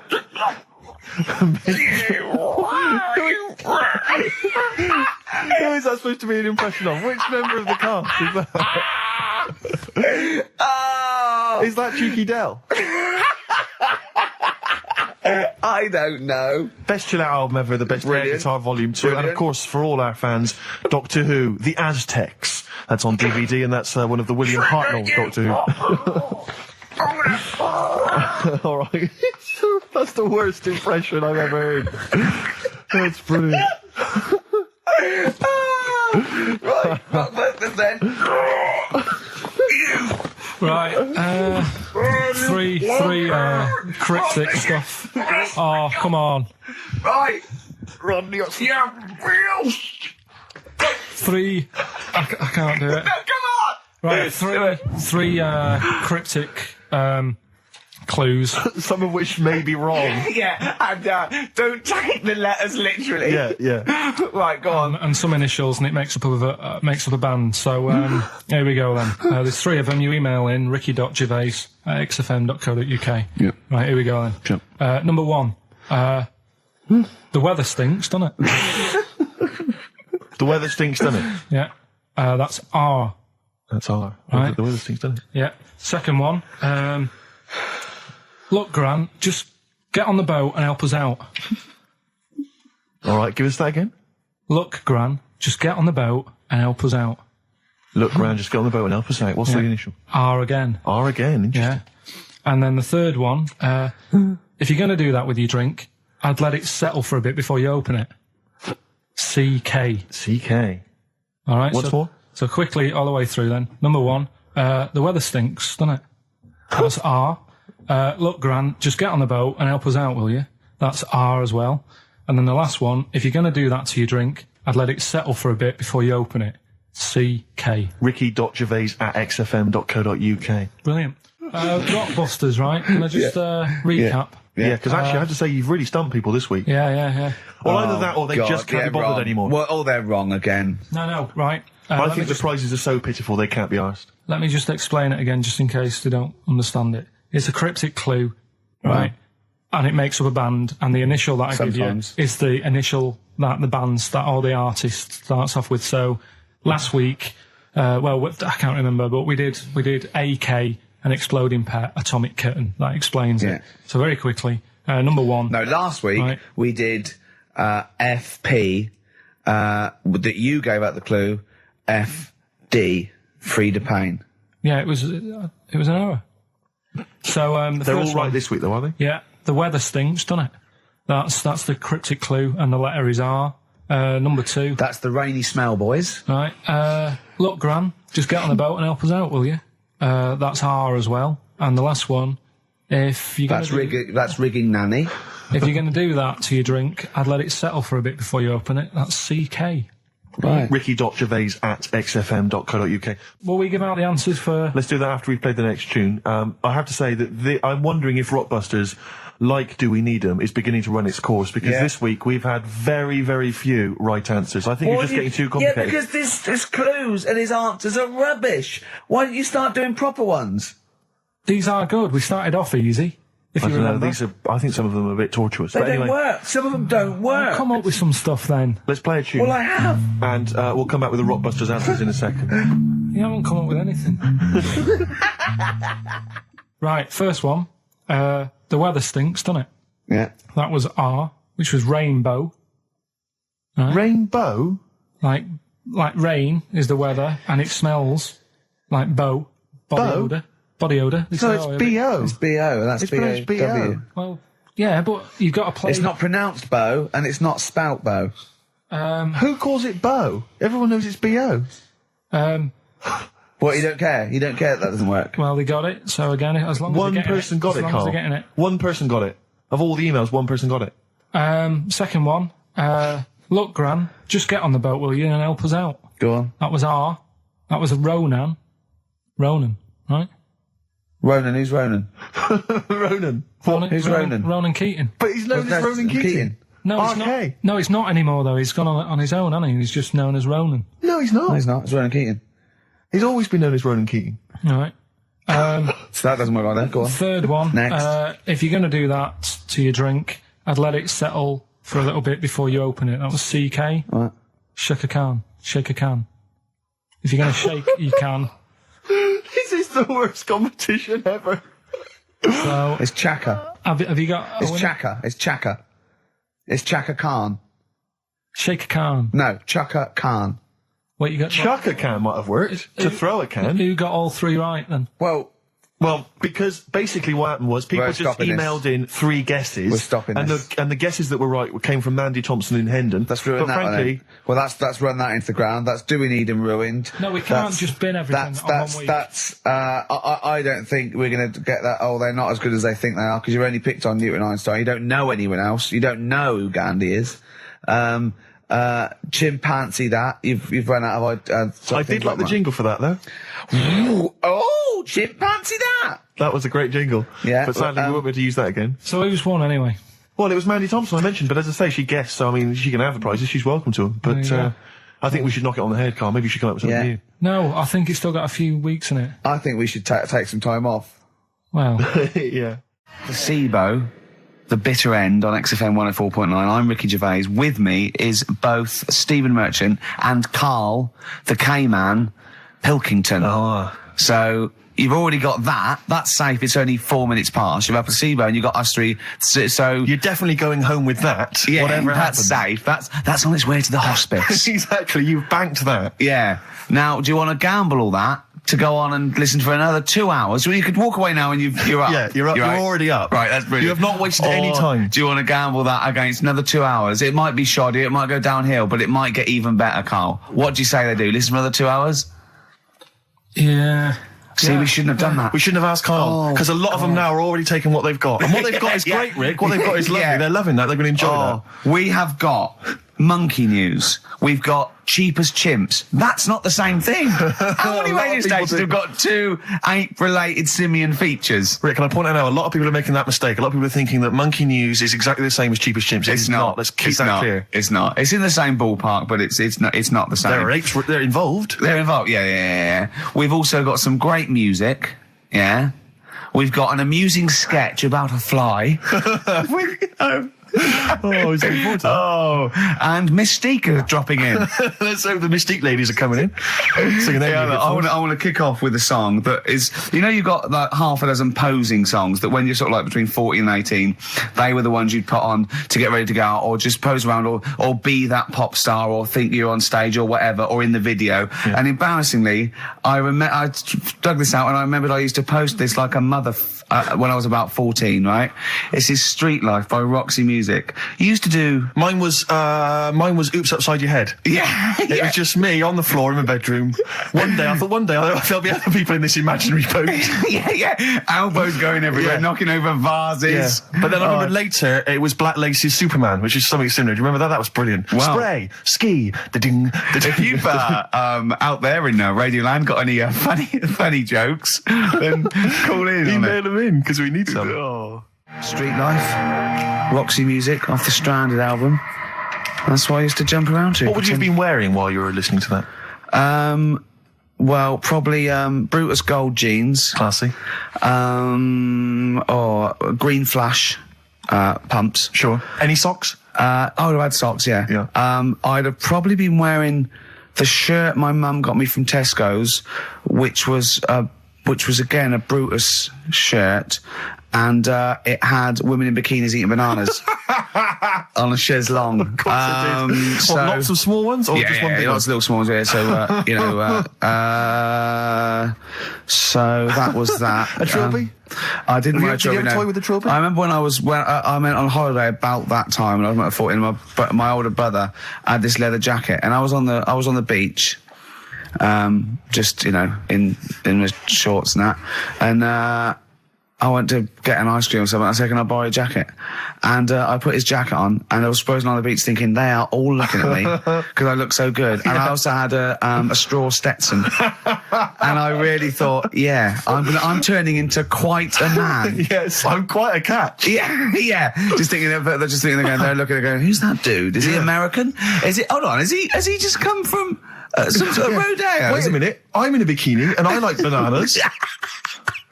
I could be the woman for him. Oh dear. What was that? Didn't you have a t-shirt or a jacket or something you wore to university that was pretty classy? Didn't it have like some foul language on it or something? What was that? I'd when I was 18, right? The Christmas or the birthday before I went to university, got two sweatshirts, one black, one red, had bullshit on them. Just on the bow. Right. And the red one, all my clothes, the first wash, everything was pink. All my white shirts and my white socks, of course, because I just put it in, I didn't know. Yeah. So that I was a man at university with all pink clothes except for a rather nice red sweatshirt with bullshit on it. Again, turning into quite a man. Quite the man. Was that pre or post the time you washed your clothes by getting in the bath? And that was pre. That was the second year when I was had to go in digs at our Halls residence. So I had a bath, and you had to sort of like pay for a bath, you know. So I thought 2 birds with 1 stone. I got in the bath with all my white shirts, because I was going through sort of, you know, wearing a white shirt and tie, that sort of, you know, David Sylvian sort of frying pan thing. And, Daz. And I just wriggled around in it. Oh, God. I washed myself. It's quite a good exfoliant. Yeah, I didn't do it again because it was sort of not good for the skin, Daz. Quite sore, is it, around the sort of the groins regions? Yeah. So there you go. Roxy Music and Street Life. Karl. Thoughts? I just was working out time, really. Just we've got last week we had a lot of stuff that we didn't manage to cram in, Which was good. so I'm just looking at we have got Cheap as Chimps coming, songs of phrase. Oh, we haven't forgotten about some stuff. Why don't we kick off with that so we don't forget it? Cheap as Chimps or Songs of Phrase or the film thing. We didn't get the film done yesterday. We've also got a new feature, Cheeky Freak of the Week. Yeah. Incidentally, I should just point out now that someone has, Ashley Phillips has emailed in, because obviously with Songs of Phrase, what Karl does, for those who have not heard it, he takes a phrase that you might hear commonly on the show, and then he uses various songs. There's this hairy Chinese kid. You never seen an old bloke eating a Mars bar. And, as I say, he uses different chunks of songs and he makes up that phrase. And so he has made some suggestions here, Karl, because he thinks that the more common Karl, you're an idiot, fool, etc., perhaps a little overheard, he'd like to maybe hear Karl, pause, I don't know where to start, which is a common one from Ricky. Karl, which bit of that do you actually think is true? And then there's the regular dialogue between the three of us. Karl, well, you know, it could happen. Me, sure. Ricky, no, Karl, it could never happen. Not now, not ever. You're an idiot, play a record.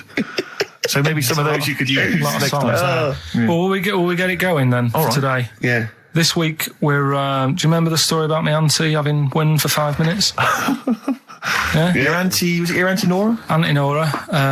She was on a lot of medication and stuff. Sure. And I think that's a side effect comes with it. So she had wind for 5 minutes. So I thought we'd dig that one out. Okay. Classic line. Me auntie had wind for 5 minutes. Okay. So I've got loads of songs here. How many is that? Me auntie had wind for 5 minutes. 7 tracks. Oh, that's tricky. Why do you learn? Okay, so you need to identify, if you can be bothered, the artists. Yeah, that's what we're after, isn't it? All right. Okay. Let's do it. Wind.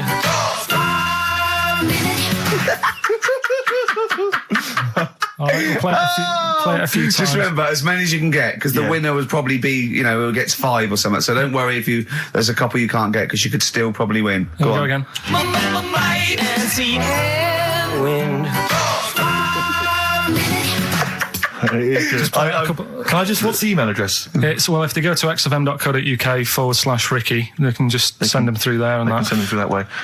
Which of these is the prize bag? Yeah, don't be getting mixed up. That's the one, is it, Karl? Yeah. All right, so let's see what hot treats you could win. As I get them out, Karl, do you want to play it once more? Yeah. Wind. I recognise all of them except one. Yeah. Right, let me see what we've got 2. here. Once again, Karl, you excelled yourself with an arbitrary collection of DVDs. Just hanging around, were they? Just hanging around. Again, I'm always interested to know which of our XFM listeners has tastes as broad as this. Go on. We've got the recent BBC adaptation of The Hound of the Baskervilles. Brilliant. Okay, fair enough. That's We've got, what's this? This is something involving Air. The band Air. I think it's a single at best. Yeah. This is probably worth having. This is the current Flaming Lips album. So you've excelled yourself there, actually, Karl. That's not bad. An XFM mouse mat. They're as common as muck. Oh, hold on. You can't give away that mouse mat. It's a piece of foam. Now, I was going to dismiss the oddball sci-fi movie K-Pax featuring Kevin Spacey and Jeff Bridges, but Karl, is it signed by Kevin Spacey? It's signed, yeah. It's an actual. So win that and put it on eBay for £4.50. And. Man alive. What is that? Just look at their faces. No, Karl, don't give that. No one wants that unless it's ironic. Series 1 and 2 on DVD of popular northern-based sitcom Bread. Buy it, sell it. The game's getting hard because someone's dealing you a losing card. They all had a go. All the actors had a line on that song. Oh, Play the clips again. Play the clips again. They really want to win it now. Here we go.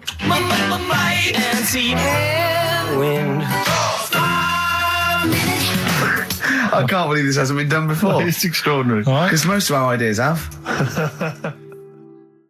Verve, Lucky Man on XFM 104.9, Ricky Gervais, Steve Merchant and Karl Pilkington. The emails, I should point out, aren't flooding in on the No, but it competition. always takes time when they go through the website. Does it? Yeah. Okay. So they'll be arriving in a bit. Do you want to play it once more for those that have just joined us? All right, then.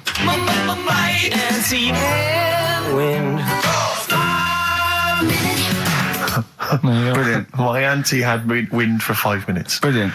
Genius. Name the artists. Rick, I sometimes get off at the Tube at Tottenham Court Road if I want to look at the record shops before I come into XFM. And I always cut through Chinatown. Oh, yeah. And every time I come through Chinatown, the same thought always strikes me. I always feel like I want to just gather all the little locals, all the little Chinese fellas, just gather them round and just go, guys, in what way is this a town? It's not, is This is not, at best, what you've got here is a novelty street. Yeah, Gerrard Street is not a town, No, mate. it's not a town. You've had this just for like because you put 100 a years. It's little not pagoda. expanding. Yeah, yeah. You can't just call it Chinatown and claim it's a town. If I was them though and you did I go, what are you talking about? It is a town. It is a town. It's What- our what town. way? It is a town. It's our town. We got all lots of stuff. Where's your church? Where's your mayor? We needed. We got a betting shop. Not enough. It is. See, all you've got here is restaurants. No, that does not a town make. no. Got a little supermarket with snacks. What does it sell? Snacks. Specifically, I would imagine crackers. Yeah, yeah. Do you want to buy a dragon? Do you want to buy an ornamental dragon? If I wanted to buy one, this is where I would. Do you want to buy a gold dragon? Is it made of gold? No, it's made of plastic, but it's sprayed gold. Do you want to buy that? It's not a town. It is a It's town. not a town. Yeah. And it annoys me because when I first came to London, I genuinely thought Chinatown was going to be this amazing, what they've got there is You'd hear a gong and every time we went in there, and there'd be rickshaws and people walking on those little sort of wooden shoes. You know those ones? They're brilliant. They are just clomping around in them, but nothing. It's nothing. It's just. Yeah, exactly. Yeah. It just reminds me of, have you ever been to any of those sort of museums? You tend to have them up north where they've got you sort of sit in a little cart and it sort of rides you through kind of, I don't know, it might be, Newcastle, the Victorian era. Yeah. Could I have half a pound of those sweets, please? Exactly. Of course you can. If there was some animatronic then, it would just be an exhibit. Yeah. Their concession to be 100 years ago is that there's some scales in the shop and there's a horse outside. Yeah. That's it. That's it. Exactly. Yeah. The traditional sounds and smells of old England. And the voice of going, of course, there was no television. Exactly. Amazing. Yeah. Amazing. Brilliant. Yeah. Welcome to Chinatown. Ding, ding, ding, ding, ding, ding. So it's not, it's a good point. Is that a piece of traditional music? Ding, ding, ding, ding, ding. Yeah. Is that some traditional Chinese music, or is that music that someone in this country wrote, thinking it sounded like Chinese music? I think it was the Vapors, wasn't it? Oh, is that what it is? That? Because it sounds that's the music, isn't it? But are you sure they didn't take that from some other source? It's that pentatonic scale, isn't it? What is it called? It's the black notes on the piano. Right, that's the one I can play along with EastEnders. Yeah. Do you know what I don't get with it? Go on. Chinatown. Yeah, Chinatown, because I always walk through it on the way to work. A couple of things annoy me. First of all, I think it's bad business, just because if you've got a Chinese restaurant, put it somewhere where there isn't any others. It's a good point. Yeah, but it's also a community. They're not just a theme park for other people. I remember going out one night with Suzanne and some friends, and you got there and there's so much choice. It's that dilemma of, forget it. Well, not really. Specifically, do you fancy Chinese? Well, no, but why do you go to the one with the dead ducks hanging in the window? That's my favourite. That's the other thing as well. It's like, normally you put your good stuff in the window. If that's what's in the window, yeah. Right? Yeah. And the other thing that annoys me, walking through it today, there's always lard on the floor. What, in the street? In the street. It is, honestly. I'm scared I'm going to slip over. It's because all the restaurants and that. But why is it? That's another point. Well, it's not oozing out of the restaurants. No, but why is it? I don't know what they do. Careful. Listen, no, but why is That's why they used to wear those little wooden shoes. Okay, we've got... But the thing is as well, they try and wash it with water, which doesn't work with lard, and it's like oil. Famously, yeah. Do you know what I mean? Even I know that. Yeah, you got to scrub it. So You think sorted that out. Yeah. You think they'd know, wouldn't you? Yeah. Right. Anyway, thanks for your thoughts on Chinatown, Carl. Right, I'm going to play this thing again because it is a bit slow today, the email. Oh, because it's too hard. It's not too hard. There's just clips of songs. What are the artists? Email in.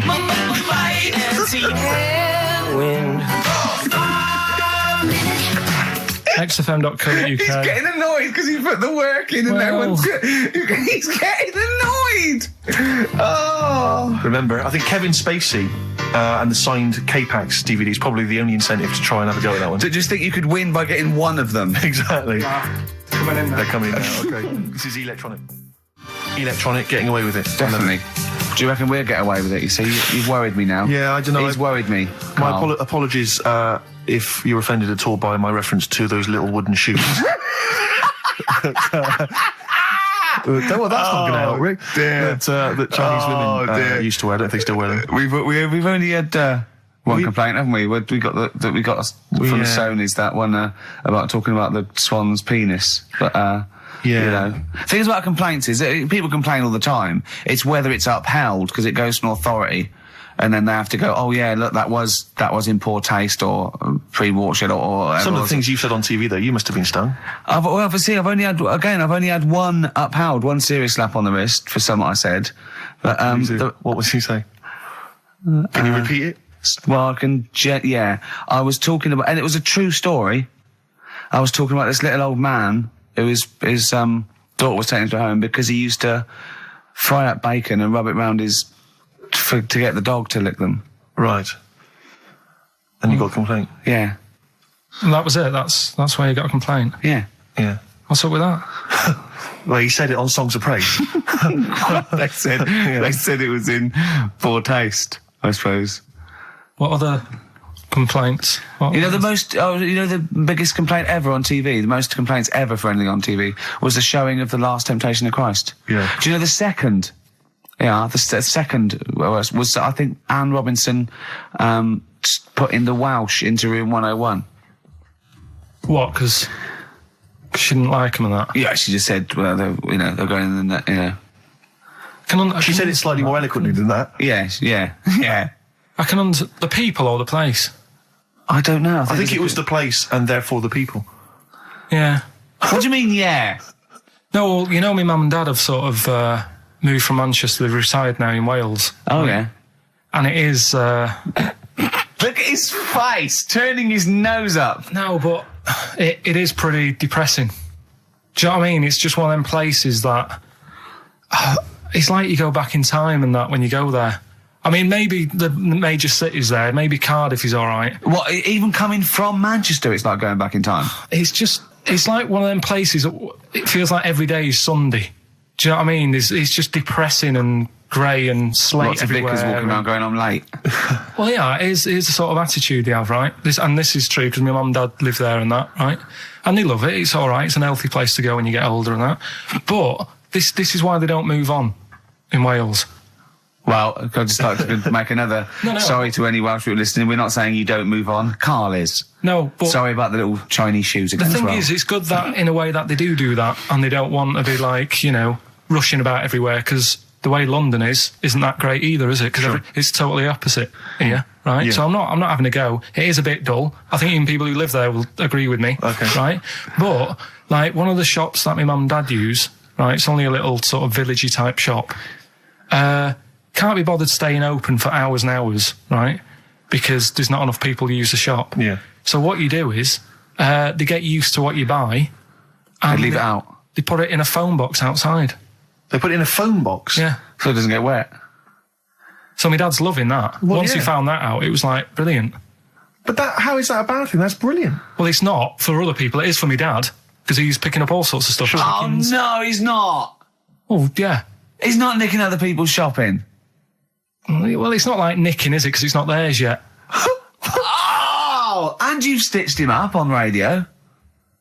Well, of course, because they're going to think, who is there in town with a Manc accent who keeps making phone calls and is getting fatter? Yeah. That's You stitched it right I love up that. there, I Carl. love that your dad was excited when he found out.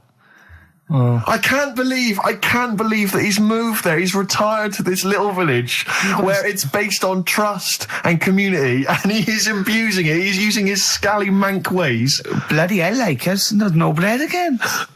There's old women Was going empty? hungry. Yeah. Their cats aren't getting fed.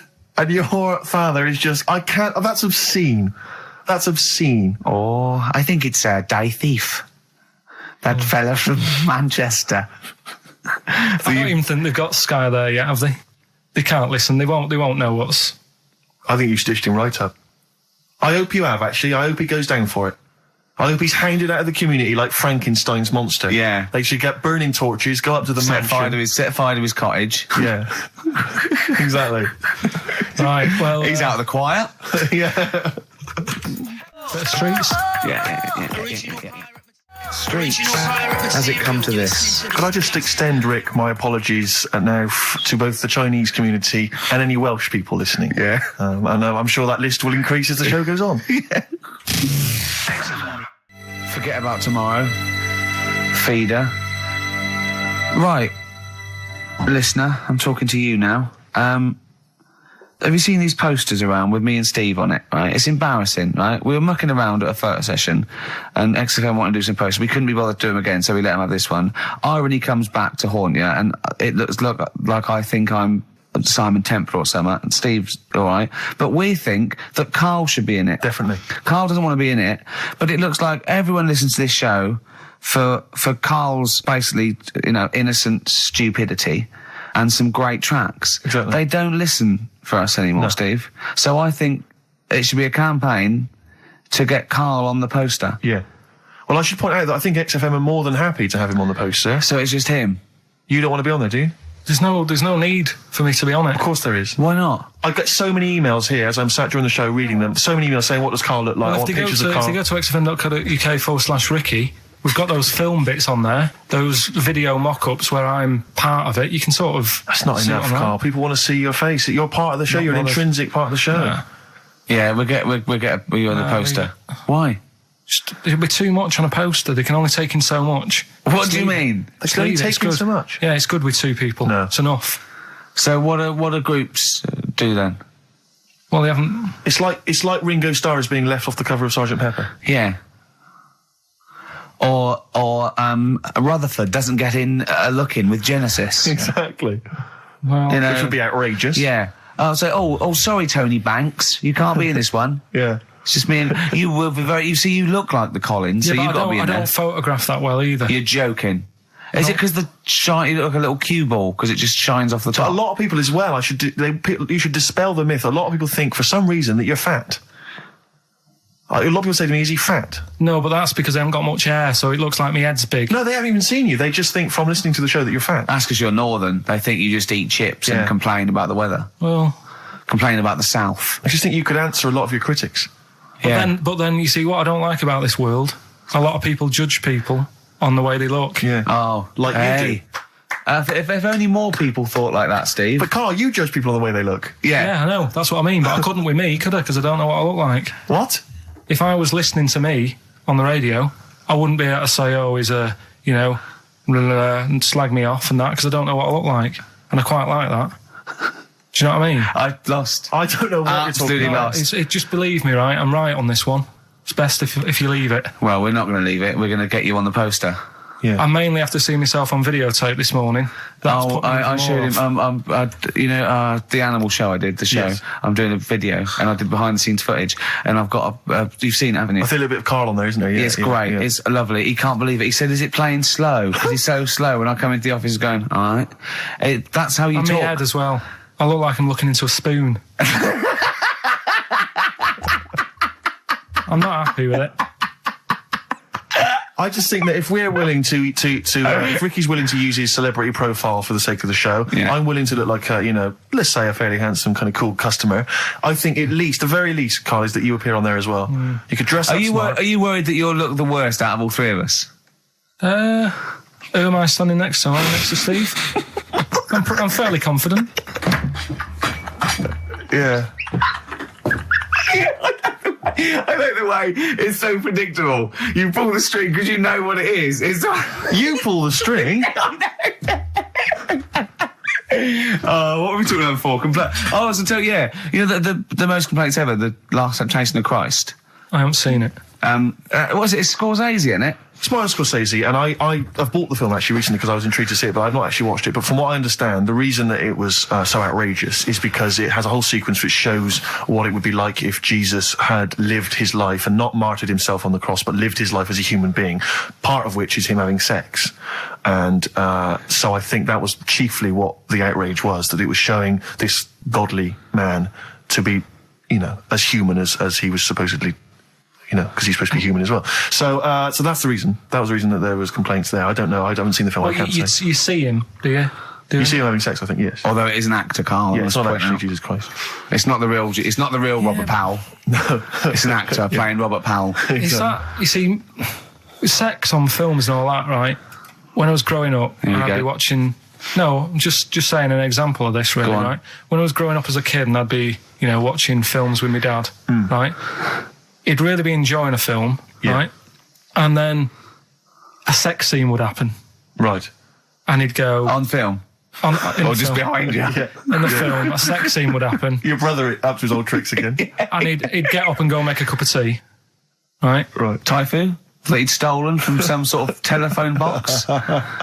And, like, even recently, he thinks it ruins a film. Do you know what I mean? Because there's no need for it to happen, is there, really? Yes. Why? Sometimes it's warranted. If the film itself is there's some films it isn't though. Some films it isn't. Some films it's arbitrary. I think the films that him and his dad watched together on Channel 5. Probably not. Is it only on Channel 5 in your house? But let's put it. Yeah, if you're watching, you know, I don't know, a late night Friday night, you know, from 1983. Yeah, Illegal Briefs. A beautiful lawyer has to defend a man who may be a killer. She falls in love with him, but does she know the real man? Oh dear. You know what I mean, though. Lest you forget, of course, that I... Love Heat. With the bloke that is now in... Go on. You know, of course, that I, according to the Internet Movie Database, I once appeared in one of those films, in the film Killer Image, a Canadian film, I believe, from 1989. According to that computer... it's all wrong, isn't it? It's all wrong. It's all wrong. Of course it is, yeah. Apparently, I was in that, and I played the role of Kirk. Was it a porn thing? No. I think it's just an erotic thriller. Oh, right. That I supposedly... You only had a very small part, though, didn't you? Indeed. Yeah. But no, do you know what I mean? Sometimes you don't need to go that far. Say, like in this Jesus programme, right? Film. What's it called? The Last Temptation of Christ. Just like talking... You know what? What's his name? Is it Ralph in The Simpsons? Yes. I drawed a kitty cat. It's like talking to that. Yeah. No, but right, this sensation thing, right? Do you know, often we don't get that many complaints on this show. We don't get very many complaints. And I think that's either because there's no listeners, or B, it's because most people agree with Carl, and that terrifies me. Or they let him off, because it's like, you know, you can plead insanity, you can go mental and kill a few people, but they go, oh, he's a bit bad. No, but was it because, like, they're saying that he was having it away, or is it because you saw it? What got the complaints? The complaint was the very suggestion that Christ it was a blasphemous thing, not the fact that you saw an actor's knob. So what about if they just cut it down a bit and you like saw the little stable door closing? It wasn't the baby Jesus having sex. It was the grown man. The stable door shutting. No, but do you know what the they do? nativity scene? That is brilliant. The wise men saying, I can't believe we brought myrrh, we should have brought condoms. Yeah. There's 2 for 1 offer in Boots. Yeah, I don't know what we were thinking. It was frankincense. It's just that it's always awful. Should we apologise now to the Christian church as well? So Sorry, the little Chinese fellas, little Welsh fellas, and the little Christian fellas. We haven't said anything wrong. No.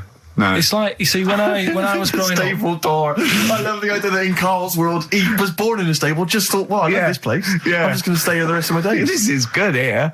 Oh, brilliant. But when I was watching telly with my mum and dad, I mean, it still happens now, right? My dad will sort of go, oh, ruined. Good film ruined, right? Yeah. If some sex scene happens. But what are we talking about sex scene? Are we talking about a kissing, or are we talking about penetration and looking at the camera? Going, are you enjoying this, Pilkingtons? What are we talking about? What is sort of extreme levels are we talking about? Right, last time I was down there, right? Yeah. What was it?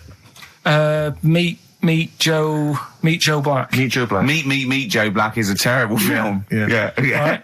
There was good film. And then you know it's going to happen because, like, the music comes in. Brad Pitt's keeping quiet. A woman's eyeing him up. Sure. So my mum, I love that. my mum's worked it out already, and she's going.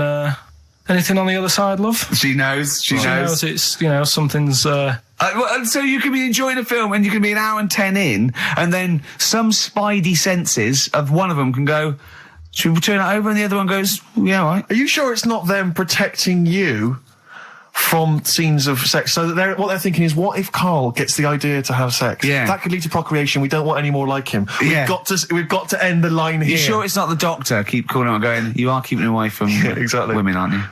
He must never find out. Are you sure they're not embarrassed because they're watching a sex scene with their son? It happens every time, right? There's two things that my mum does, right? It's that, if there's sex scene on the telly, she'll go, anything on the other side, love? And the other thing she always says, if ever there's anything on the telly with Elvis in it, she goes, oh, I like him, right? And we all know, we sat there, we know what she's going to say next. Yeah. So you don't even bother saying why, right? And she goes, he likes fat, ugly people. He what? He liked fat, ugly people. He didn't always go for, like, the good-looking fans in the crowd. What Elvis did? Yeah. Right. That was always the thing. And I'm sorry. Now, hold on. I don't know what we're doing now with our lives, Steve. Wait a minute. Right. So your mum says two things, right? She either says... Is there anything else on the other side? Or, I like Elvis. There's a pause because you know what she's going to say next. She says, he liked fat, ugly people. How often does this occur? Well, because they've got, like, Sky, there's a lot of those channels on. They like the music channels. So Elvis always comes on. There's either an Elvis film, there's, like, a classic hit by him on... And she'll go, I like Elvis, he likes fat, ugly people. And what do you mean he liked fat, ugly people? Is she a fat, ugly person? Because there's that special Vegas show, isn't he, where he's dancing about, right? And he's got loads of scarves around his neck. Towels. Yeah. And, like, he always hands them down to the fat, ugly ones. Right. And I always say it's because they're the fat, they've got a sweaty face because they can't, you know what I mean? I don't know what world they live in. I don't know how we've got onto this subject. What sort of world are you got when you're watching his face? And what do you mean fat, ugly ones? You mean they're in the front, they're sweating a lot because they're a bit chubby? So she thinks, is giving them a towel because it's he's really going, wipe your face, you're putting me off, you fat cow. Stop sweating near me. There's another one. What? So, hairy Chinese kids. Yeah. Jesus. We haven't slagged off hairy Chinese kids. We slagged off Chinese... We didn't slag anyone off. We just said they really haven't got a town as such, and they wear shoes. What did we say? Yeah, little wooden shoes. And what I just don't know how we got onto Elvis and big fat ugly women. I don't know I don't know how we sidestepped from the Last Temptation of Christ. Did you see that Fat Girls and Feeders Go programme? on a minute. Eh? What's Tom Petty first? Oh, brilliant. It's a great song. Breakdown. How many Tom other Petty. radio shows have talked about Last Temptation of Christ, Chinatown, fat ugly women? Yeah. In 60 minutes. Exactly. Incredible. Sony Award winning. During breaks, Painkiller on XFM 104.9. Ricky Gervais with me, Steve Merchant, and Karl Pilkington. I should point out now, Rick, that the general consensus from the listeners is that Karl should definitely be on the poster. But I know obviously. that. I know. There's an interesting email. Of course here. they should. They're it just right. says, I'd love to see Karl on the poster, especially as I'm watching him on the webcam today, and wearing that shirt, doesn't he look like Charlie Brown? He looks just like Charlie Brown from the Peanuts cartoons. Oh my God. That's it. From now on, if anyone ever asks me what he Karl does look like Charlie Brown. Oh, it's like great because Charlie Brown has got that thing. You've got less features than Morph. It's just a round head and there's human aspects. It's just the bare minimum. When I draw a cartoon of him, it's so easy. Yeah. The thing is, right, if I go on the poster, this is what I'm worried about. Where do you go from there? What do you mean? Well, it's difficult, isn't it? Do you know, like before, you were talking about the complaint that a TV channel got about some fella putting bacon? Yeah? Yeah. That was me. Yeah. Yeah, you were talking about a fella I didn't put the bacon on, but yeah, I was talking about it and it got a complaint, yeah. Right. Now, he had to do that to get a kick. Yeah? Yeah. Where do you go from there? And it's the same for me on a poster. Once they've seen me... Yeah. And we get sued by the estate of Charles M. Schultz for using without copyright his most popular creation. Oh, it's just that if people don't know, it keeps them interested. They don't need to They're know not tuning in every week on the off chance that They're wondering what you look like. Yeah, but the ones who are, it just keeps them... They won't let them down there when they see your picture. It won't let them down. It won't be a letdown. It's exactly as it should be. Anyway, competition, yeah? Right, let's get the answers. Let's get this out of the way. Songs of phrase. Song's a phrase. Just in case you just tuned in, it's a new feature we've been doing. We take songs and chop them up and that, and it's a phrase that's cropped up on the show a few times. This week we were going back to the classic "Me Auntie Had Wind" for 5 minutes. Let's go back to the classic. And let's have a. These are the answers, is it? Okay. My auntie had wind. Right. So what you had there is you had the knack. Yeah. With my Sharona. Auntie was some Manson track. Well, you don't even know what it was. Auntie Everything, I think it's called, some album track, right? Then you had Bill Medley, Jennifer Warnes, I've Had the Time of My Life. You had Bob Dylan. Wind. Idiot wind. Blowing in the Wind. Oh, Blowing in the Wind, was it? What was after that? 4. 4 was 2468 Motorway. 2468 Motorway. Yeah. Tom Robinson. Robinson, yeah. That was the 4. Then you had the 5 from Manfred Mann, 5, 4, 3, 2, 1. We wrapped it up with a bit of 5-star for a minute. Something about...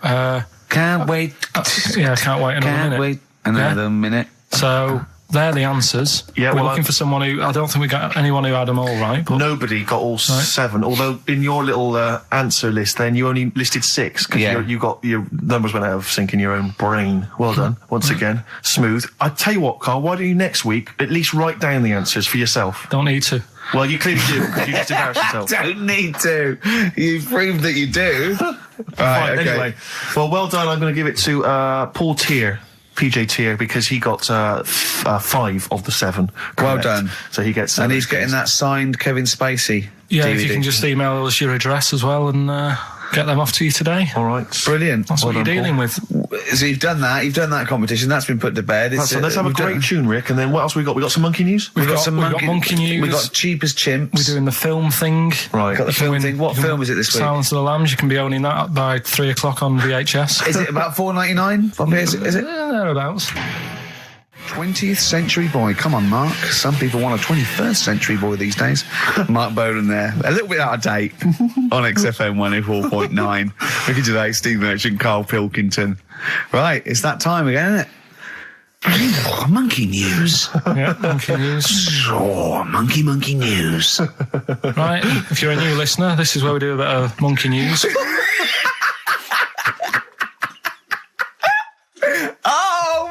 Giving these charts on a news programme, like News Night Review or News at 10, over to Karl Pilkington. Yeah, all right. Monkey's gone mad again.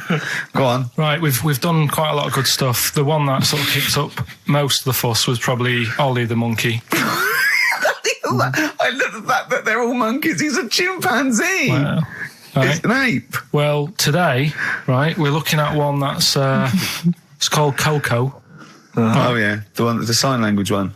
Well, what I've read about him is he speaks, right? Oh, God. Highly educated. Yeah. Photographer. Carl! Right. I love the fact that when he gets a gifted ape, he has to look up to him. He realises that he is superior. I love that. Right. Oh. And he also likes going on computer chat rooms. I can't take this anymore, Steve. I'm going to be sick. Oh, God. Right, that's pretty amazing. You know, if an infinite number of monkeys are in an infinite number of chat rooms, they'll eventually type, which is your favourite episode of Buffy the Vampire Slayer? Exactly, yeah. Karl Pilkington, you're an idiot. But the thing is, right, you're saying about the infinite thing again, about monkeys, if you put them in a room with a typewriter, they'll come up with Shakespeare. Yeah. I'd sort of agree with that, right? With monkeys who can't do other stuff, but this one I reckon's going to be busy taking pictures and stuff. Yeah. I think monkeys that are boring. Is there a boring monkey? Would you ever have a chimp and you'd go, Suzanne would go, I've got your birthday present. It's a chimp fella. He's about a sort of like a middle-aged chimp. No, I'd love it. I'm talking on Would you ever behalf go, of I'll tell you what, Suzanne, that one's boring. No, but I bet the monkey would get bored, I mean. Do you know what I mean? The monkey would be bored. I'd be loving it. I'd love to have a little monkey, right? But what I'm saying is... You really would, wouldn't you? Yeah. If you buy him a camera, he'd be happy again, wouldn't he? Well, yeah, but that's just it. You wouldn't get in touch. It's like... if you can do other stuff, you don't want to do the boring stuff. Forget the typing. Forget the monkeys typing. Talk about this monkey that's a photographer. No, but we are in a way. I'm just saying that would be happier.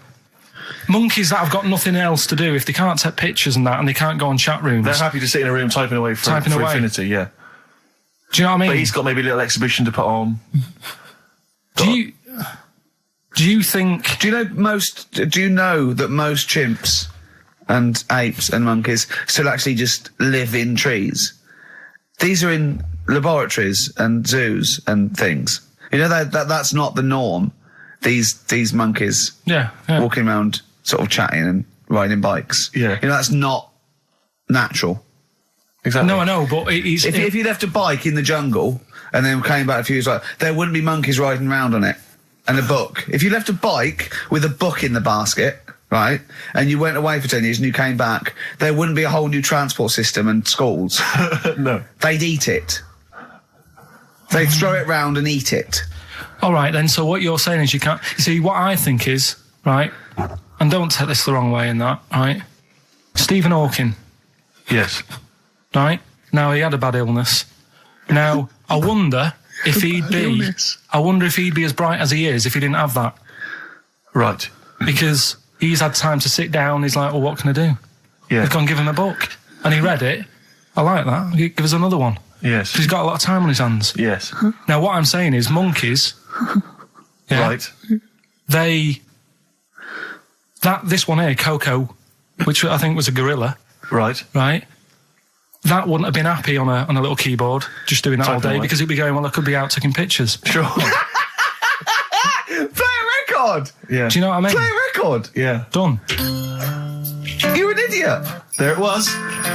There's the catchphrase. Once more. He is! He's an idiot! Sure. Athlete, El Salvador, on XFM 104.9. I'm Ricky Gervais. With me, the amazing... Steve Merchant and the incredible Karl Pilkington. All right? Right, we've done that. Monkey news. Right, straight. Let's hit them dead. Let's go straight with cheap as chimps, Karl. Right, well, this will probably finish today, to be honest. Oh, right? Because what if we looked at it, cheap as chimps, we found out that... They eat one banana. Next, go on, do this one. One banana a day and that. Yeah, that's it, brilliant. So what... It was a long-running feature, go on. Sorry, can I just ask again, what are the rules with cheapest chimps? It's just, you know, if you wanted a chimp... How much would it sort of cost you? Brilliant. Title come first? So, yeah, as always, that's the way to do it, right? Cheapest chimps. I thought I'll go online and see, you know, if I could buy one. Mm-hmm. How much do you reckon? £6,000. To buy a chimp? Yeah. Oh, no, ridiculous amount. What? Where can you buy them from? What sources? You shouldn't be able to buy them. eBay. What do you mean, buy a chimp? From who?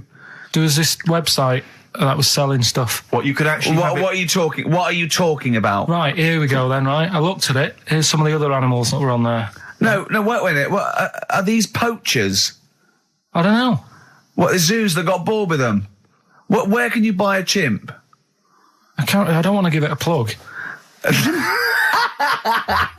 Right, some go on website, then. right? So what are the other animals available? Right, well, that'll give you some prices with the other animals, then you can try and work out if it's cheap as chimps, right? So, right, a camel. What do you reckon?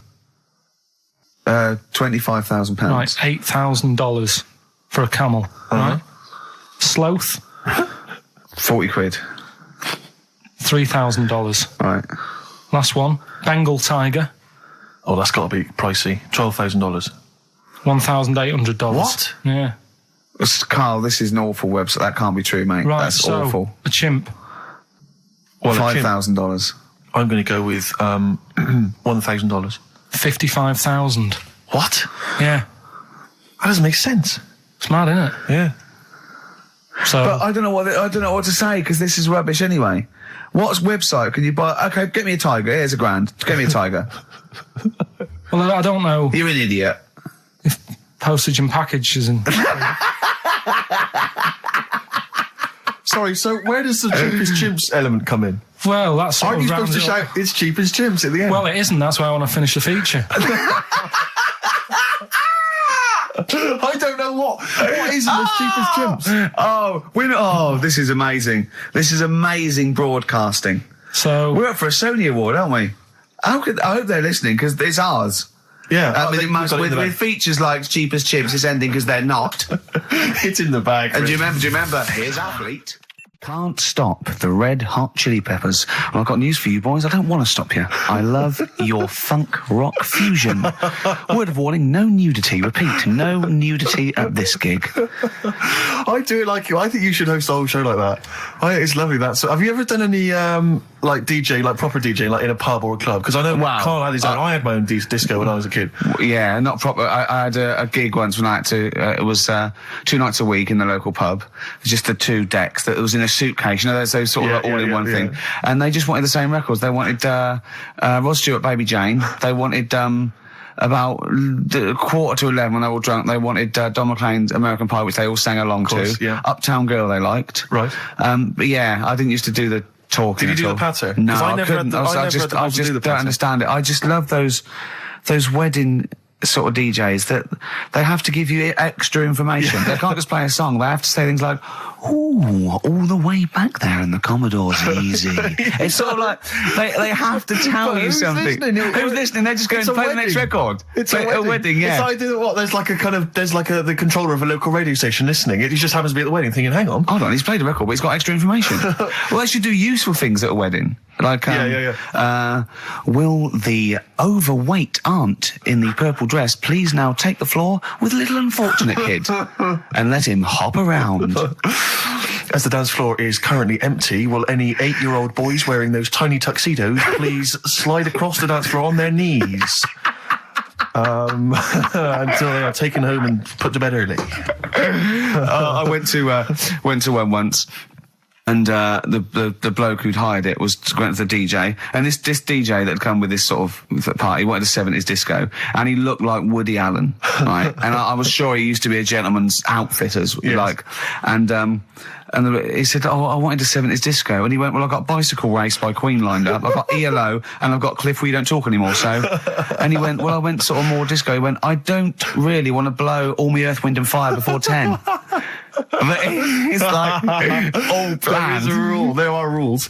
Will the 17-year-old girl who's dressed like Avril Lavigne please tut loudly, because I still haven't played anything by Linkin Park? Will the 45-year-old woman recently divorced please cry now? Yeah, please cry now. Please cry now, because it's clear you're never going to find another man. Because you used to be a DJ, didn't you? Because there is a sort of rule. Definitely, I remember there was like, what I learned was that there are certain tunes you just do not play early on. Oh, What a Night, for instance. Dun, dun, dun, yeah. People, you never play that before like 11. You want that last hour before they've got to go home to be non-stop dancing. When would you pop on Dancing Queen? Interesting, thanks for that. Is there a buffet being served? Yes. Yeah, well, definitely post-buffet. I remember there was great days. I was reminded this recently by ITV's Reborn in the USA. There was a great time where you could come out of the buffet or any kind of speech with a bit of Gina G.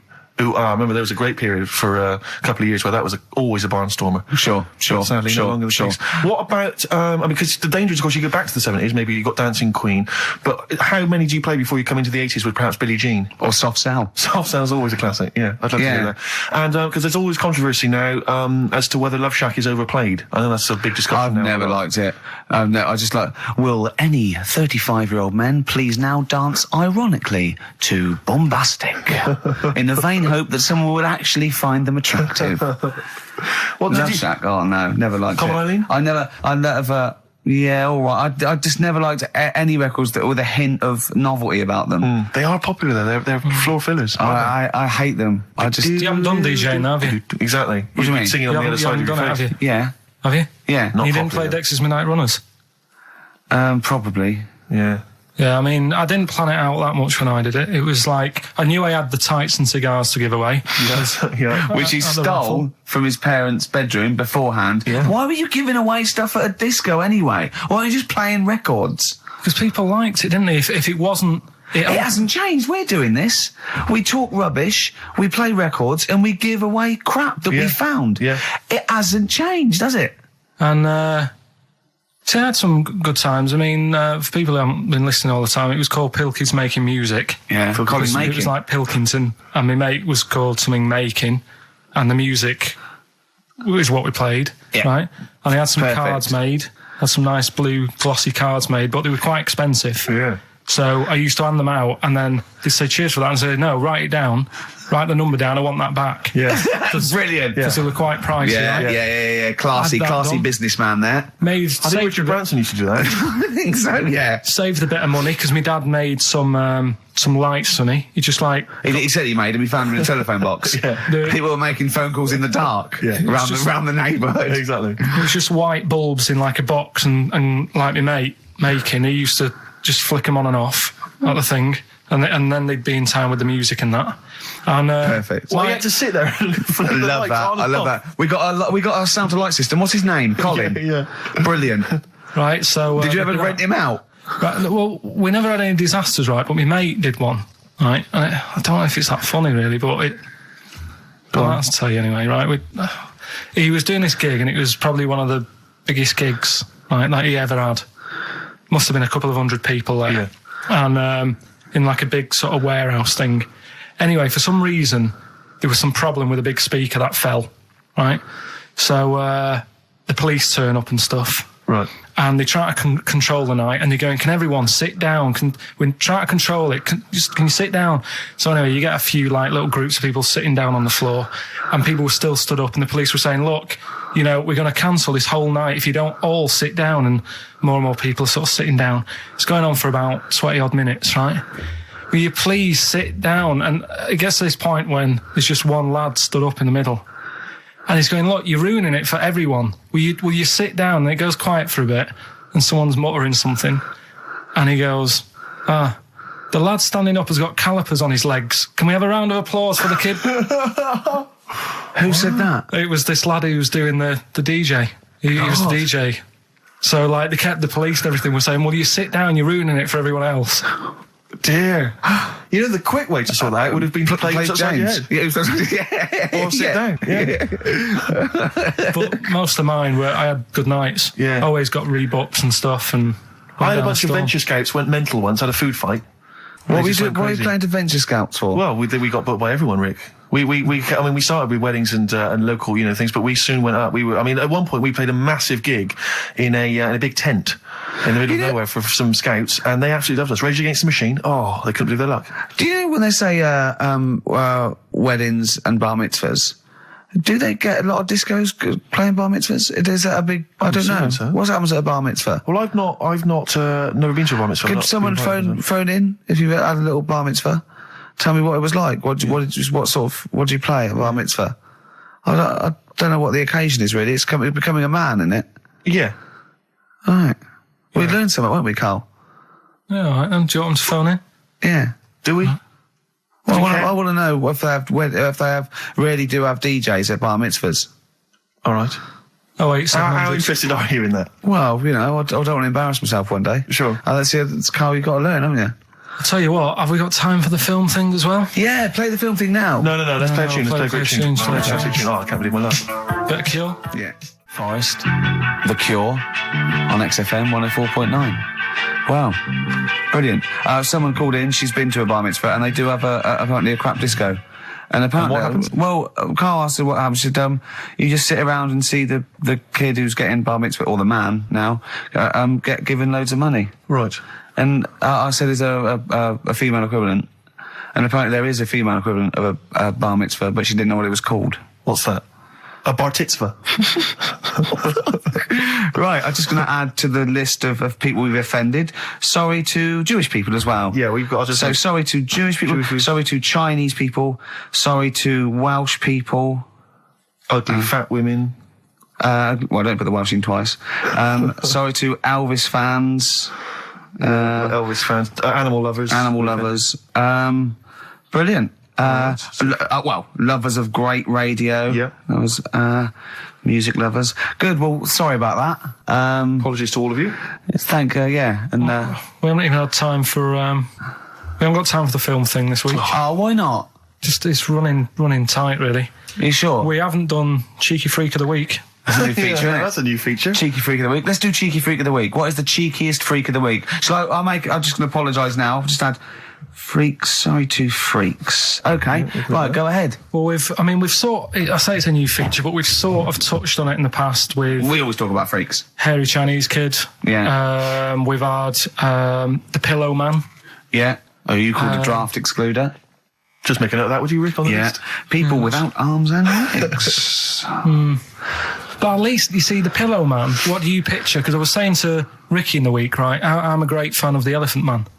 That's his favourite freak. Of all the freaks, that's it. Do you know why he said? Do you know why he said? He said because you get what you pay for. When someone says the Elephant Man, you get what it says on the tin. Right. You know you're going to get it. Yeah. Do you imagine, Steve, if you had a mate and you said, where are you going? He said, I'm going to go see my mate. And you go, which mate? And he said, the Elephant Man. Yeah. Straight away, you haven't even met him, but you know what he's going to look like. Yes. Right? That's what I like about that. Hairy Chinese Kid.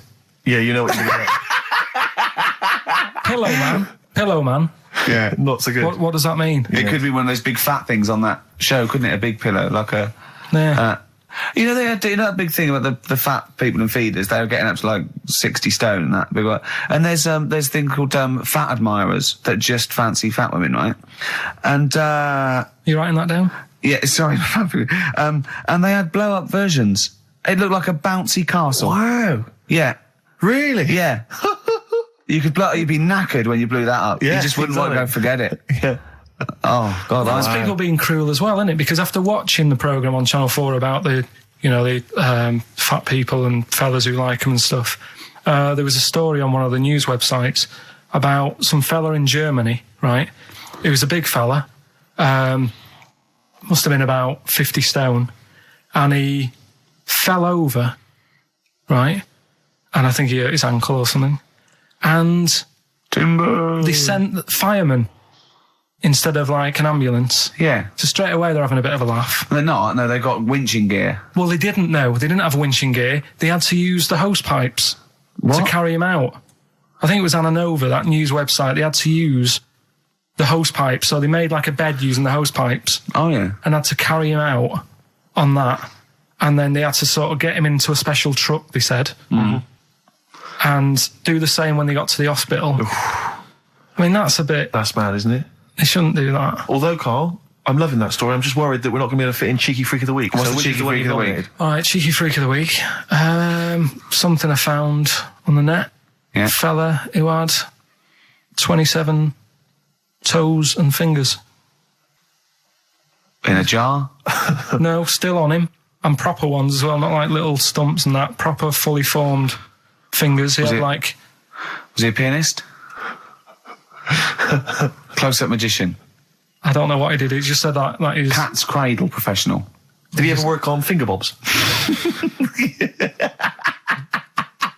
He was saying in the week. For the crowd scenes. I'm now going to do Braveheart. Yeah. He said about the Elephant Man. He said, I want to do a thing right with freaks where it's good and bad. He went, what you said? The pro about him is...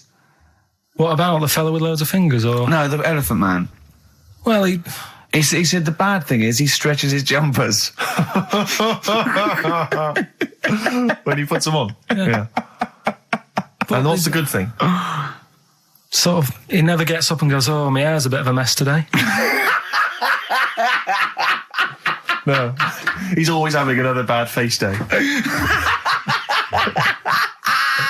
I'd like to complain about this head and shoulders. You're taking the piss. Yeah. Oh, dear. So that's freaky. Didn't you see an elephant woman in Manchester? Yeah, leave that. What do you mean, leave it? No, because it is sad. I know it's sad, but I mean, I don't know what my next sentence is. No, people always that should be the end. I don't need to say anymore. People will know what she looks like. It's a good name for her. Did she like buns? Oh dear! It was when my dad was a taxi driver, and he used to sit in the front. Yeah. And she used to get a lot of taxis. Yeah. And he only charged you half price, didn't he? He was a good guy. Well, the bad thing is as well with people like that, you don't want to offend them because they never forget.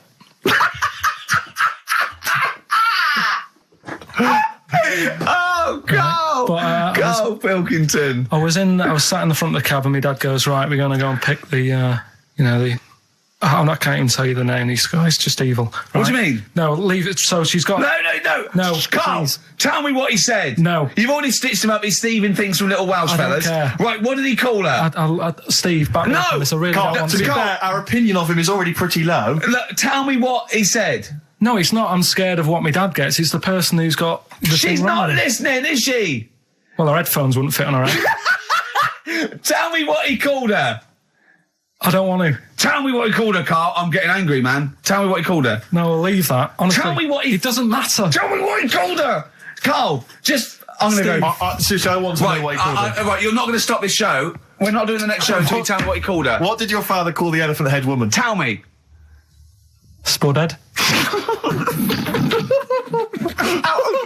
How old were you? I don't know, about 9. So did you expect to see a potato with a dress? He did sort of, again, it's a good name. Do you know what I mean? I had an idea of what it was going to be about, and he said, do you want to stay in the car, take you home, because you can't... Spudheads, you got lovely eyes. Can't. Come on, man. That's it, by the way. Is that all of it? Cheers. Bye. Brilliant. Well, let's end with LL Cool J. Yeah. See you next week. White Stripes, Dead Leaves and the Dirty Ground on XFM 104.9. I'm Ricky Gervais.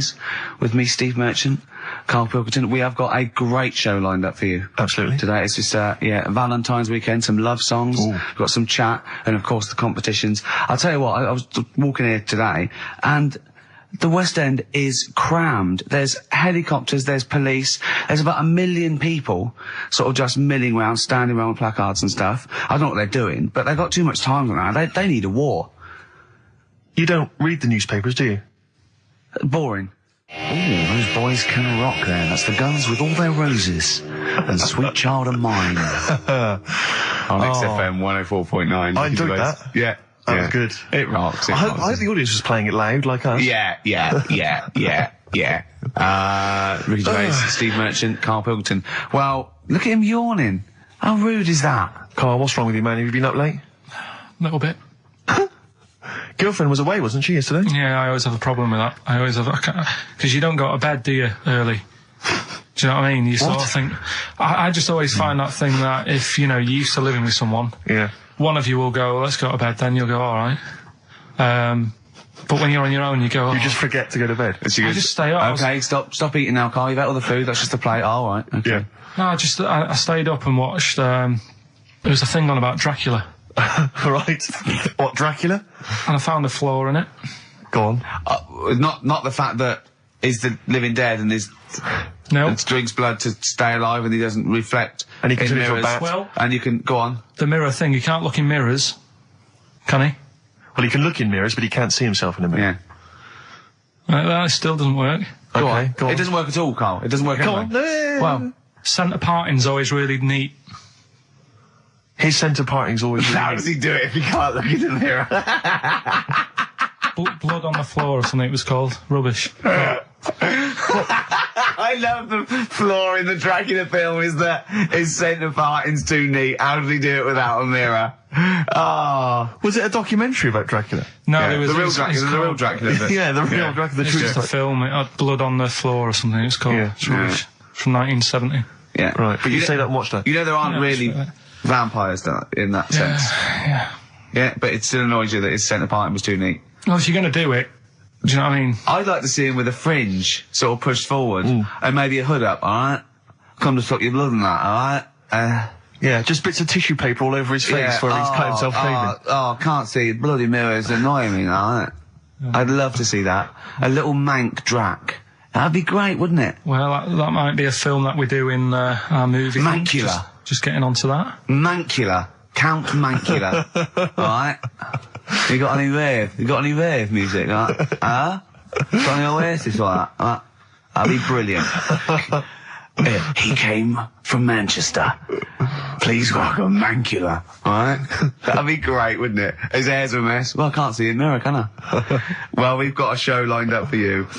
Sad news for Rockbusters fans. It is going to be the last Rockbusters. Does that mean that we are doing another one and it's the last one? Or We are we've doing scrapped another it all one, together? and it's the last one. Oh, man. Got a bit of a special one, Steve. Have you? Yeah. It's just sort of done Boy, it on, makes sense. No, First time only. No, it's done on accents because I'm running out of like clues and that to use. Oh, is this as good as the Jamaican one? The trout spinners. The trout spinners. That doesn't work at all. A bit like that. Okay, so go on. What's the gist of this one? Well, it's just I've been the sound effects bit. That didn't really work out. So there's 3 sort of cryptic clues. Yeah. And Sort of cryptic, yeah. it's done on accents, and I've sort of worked down the country. So I've got a northern one, I've got a Brummie one, and I've got a Cockney one. All right, Excellent. we'll look forward to that. We've got quite a lot of competitions, haven't we? Because you've also got your film competition. He's appearing in The Shining this week, Steve. Excellent, okay. We've also got, chimpanzee that. More monkey news from around the world. Monkey news. Stay tuned for that. But there's one that I thought we could phase in as we phased out Rockbusters. It's an old favourite. Carl, was before your time. XFM Family Fortunes. XFM Family Fortunes, it's brilliant. It owes nothing to TV show Family Fortunes. No, it's XFM Family Fortunes. You can't get him on that. So we'll be playing that a little bit later as well with 2 lucky people, and we'll be giving away some great prizes, I imagine, Excellent. Steve. Yeah. Go through those a little bit later. Yeah. As it was Valentine's weekend, what about a lovely song by Lloyd Carl? Like Lovers Do. Lloyd Carl, Like Lovers Do, on XFM 104.9. Is that for all the lovers out there? Yeah. I'm Ricky Gervais, with me Steve Merchant and little Karl Pilkington. Oh, we're having a laugh, aren't we? Little Carl with his sandwich and cheered that. up, hasn't he? I'm still bruised where you punched me in the shoulder, showing that you could box. Yeah, to be fair though, Rick, you do think that you're now a professional boxer because you've been on the telly boxing. Marciano, yeah. No, he does. I mean, he laughs about it, but he does walk around thinking, yeah, I could probably handle myself in a street brawl. In fact, I walk around handling myself. Yeah. A lot of the time, don't I, Carl? And often Carl. Yeah, yeah. Oh, I love it because his little round head. I've got another mate that's got a little bald head, and I'd like to squeeze it. I'd like to see how far. Do you know what I mean? Like an egg, you can squeeze it that way, sort of sideways, and that hurts. But then squeeze it forward to back, it doesn't hurt so much, does it? Do you know what worries me though? I think if you ever actually did crack Carl's head, I think yolk would come out. Yeah, he was drawing, and I gave him a little karate chop on the back of the neck, and he jumped. He spasmed. Sorry, you gave him a karate chop on the back of the head? Yeah. To be fair though, I think I'd spasm, Rick. If a man crept up behind me and karate chopped me in the neck, that's probably a natural reaction. Didn't I laugh, Carl? That's right, good laugh. So we got lots of little things to get through. I mean, look at his little face. You're right. We had a little lunch yesterday, didn't we? We did indeed. That was a nightmare. Yeah. I hate going out with you two. I was explaining to Carl, right? I like to excite Carl's imagination, right? And if it involves chimps or monkeys, all the better. Brains he likes, parts of the body, deformity. You know, I know where to, what buttons to push. And I told him about this thing. I don't know if any of you out there know about this, but there's an experiment they did in the 50s, a clinical psychology experiment where your 2 hemispheres of the brain, okay, they're joined by a thing called the corpus callosum, right, which is just a little flap of skin, like a little scarf lead that joins your 2 hemispheres. And what they did, they cut that in half, and they thought it was a cure for schizophrenia, but what it turned out to be, or epilepsy, I think, I can't remember, was that your 2 sides of your brains didn't function together. You couldn't get information. I was telling Carl all this thing, and one of the things I told him was that they did it on a monkey, and it fought itself over a nut. Like its right arm was connected, by its left lobe of the brain, and it was fighting over itself. And Carl went, instead of like thinking this is amazing experiment, he went, would it have been happy if you'd given it 2 nuts? Yeah, I know.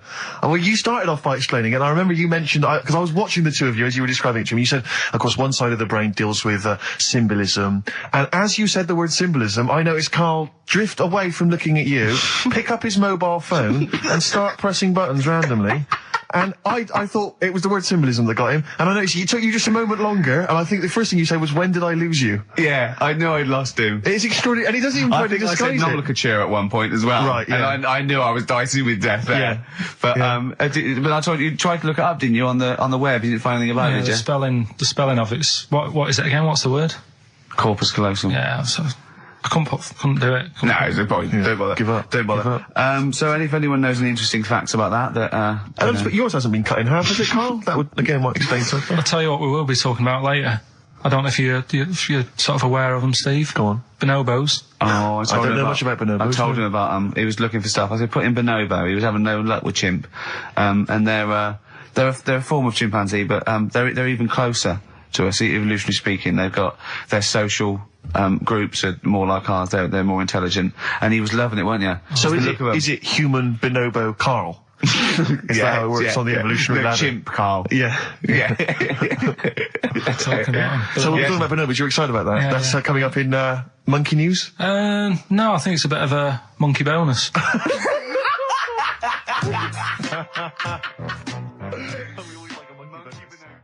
WC, featuring Snoop, The Streets on XFM 104.9, Ricky Gervais, Steve Merchant, Karl Pilkington. I think we should kick off with a bit of a competition. I think we should get the listeners involved here. Phone up if you want to play XF Family Fortunes. Now, a lot of people, of course, won't be familiar with this because we played this in the very early days of XFM. Yeah. Do you want to explain the rules, or do you just want people to phone in? It's like Family Fortunes. We need two of you. I asked you. Do you remember we discussed this before? You can't say that. Yeah. And so get two on the line. You're competing against each other, and so it's fingers on the buzzers. Will you stop chewing, picking your teeth? I mean, even if the listeners can't hear, it really annoys me.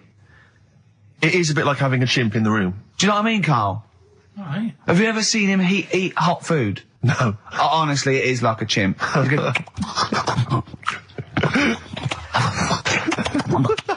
what are you doing? What?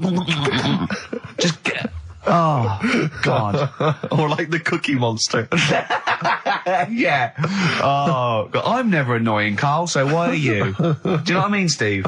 You're so annoying. I'd say, have you been with him for trying to have lunch with Ricky? Yeah. It's the hardest thing possible. You wander around for hours. It's a combination. It used to be bad even before he was a celebrity because he has a tolerance level. It's extraordinary. I mean, he is irritated by a car honking its horn in the street. It's like, I can't believe it. Let's go in here. I'm so angry.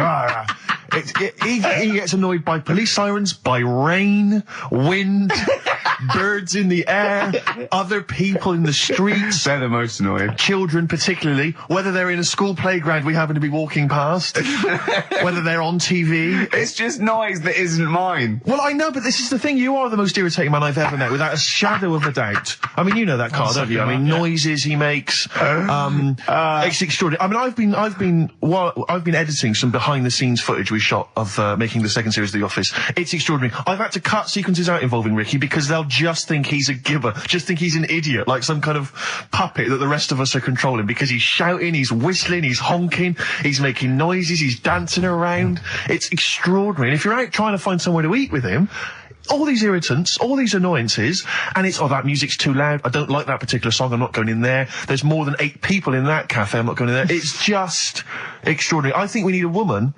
I'm thinking of hiring a woman, like a PA, to just go ahead of us, scout ahead of us, go in, and she can just phone back and say, "Oh, sexist." Oh. Or a guy. Oh, that's or a fella. Oh, sexist. Or a fella. Just to scout ahead. Oh, I'm phone thinking back. of hiring a woman, subservient role. We couldn't hire him. Oh no. Oh, sexist. Well, that or a chance to meet a woman.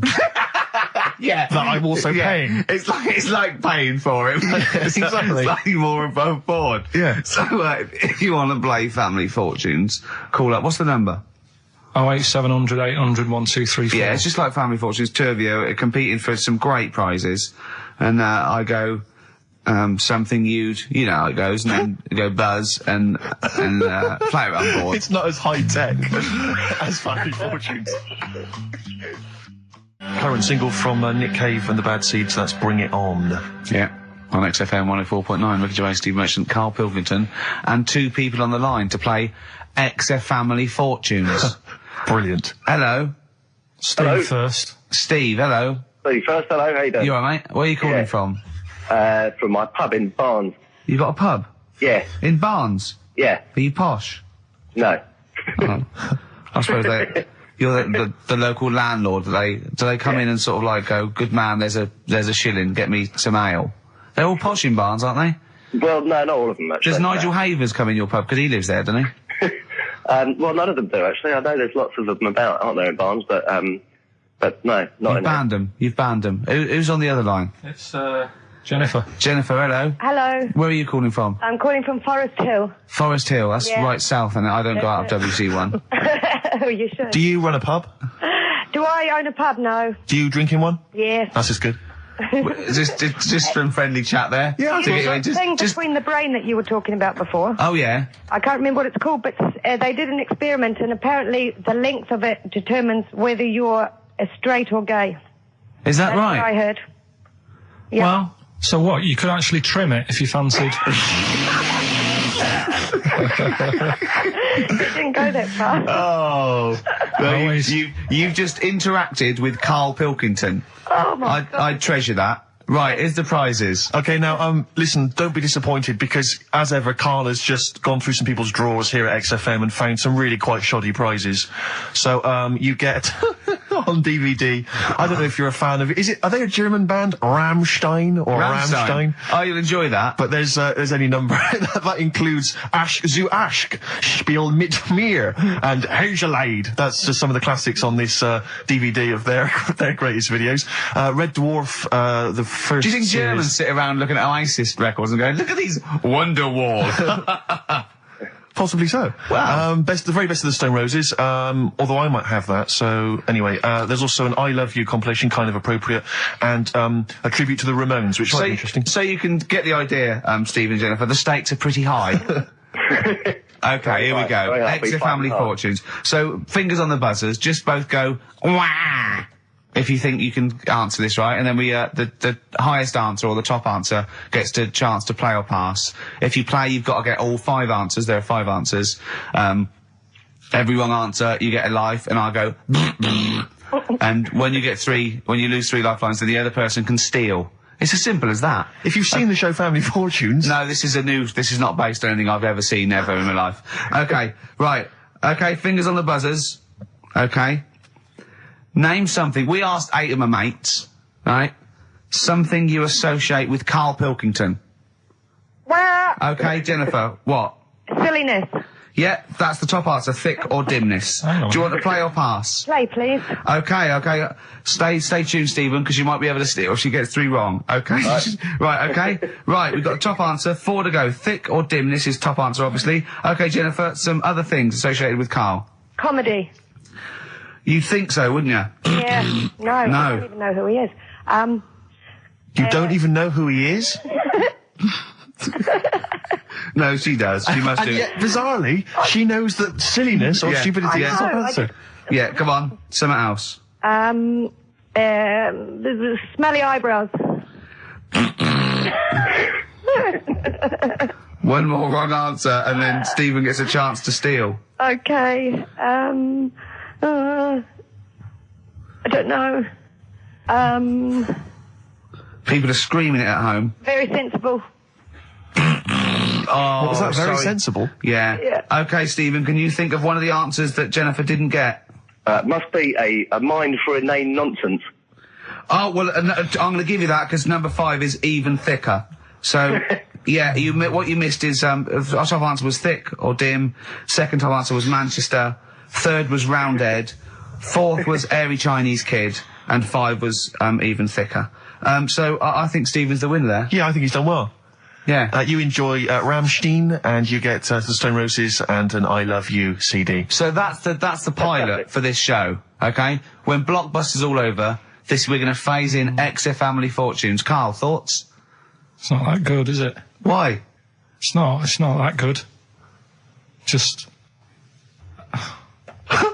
I'm not that happy with it. Why? Why? Yeah. Well, just... What else? What? No. You're definitely right about that top answer.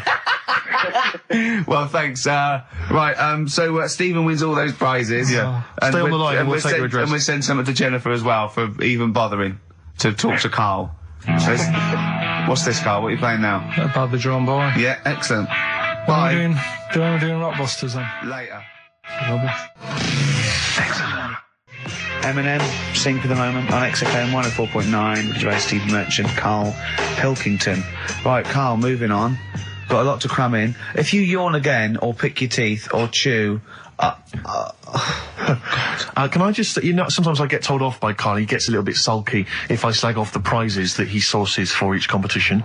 This is from Rob in Croydon. He's a former winner of Rockbusters. Yeah. He said he didn't even know what the prizes were going to be when he entered. He won, and sure enough, for one night only, he was a hero.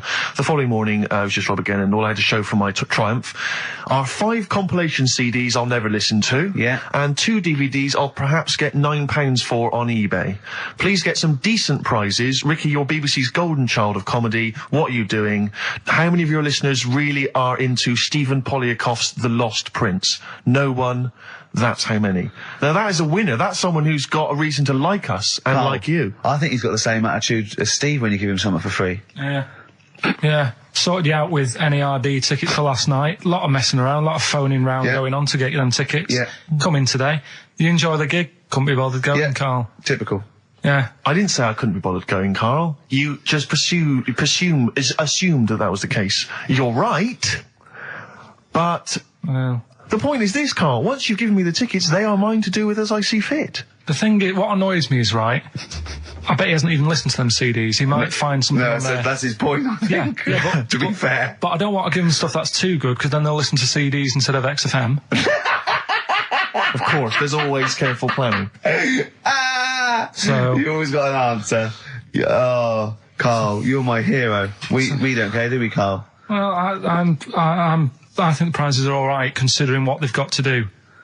Do you know what I mean? Yeah. Right. It's just a bit of fun, for God's sake. So please do not blaspheme on air. Something else we're giving away. Go on. The Shining. It's just more throwing away, isn't it? Once again, is it on video? Once again, it's on VHS. Just because you buy it out of your own money, Karl, stop being so mean. And I want to watch it tonight, because it's one of those films that... So you're going to watch this video, and then you're going to send it to someone as a prize? Yeah, it's one of them films that... Sorry, you just said yes to that without blinking. Oh, yeah. You don't think, like, Les Dennis doesn't have a quick go in the car on Family Fortune before he gives it away? It costs $5.99. Bowen has a go at those his and her towel racks. It costs $5.99, Karl. Okay, this is Karl in the classic The Shining. And what's the question? Well, we might ask that afterwards. Okay, then. Fine. Still trying to write the book, then? Yeah? Yes. Good. Funny, someone told me the other day, weird thing about a typewriter, the top row of letters, the longest word you can write is typewriter. I'll just show you.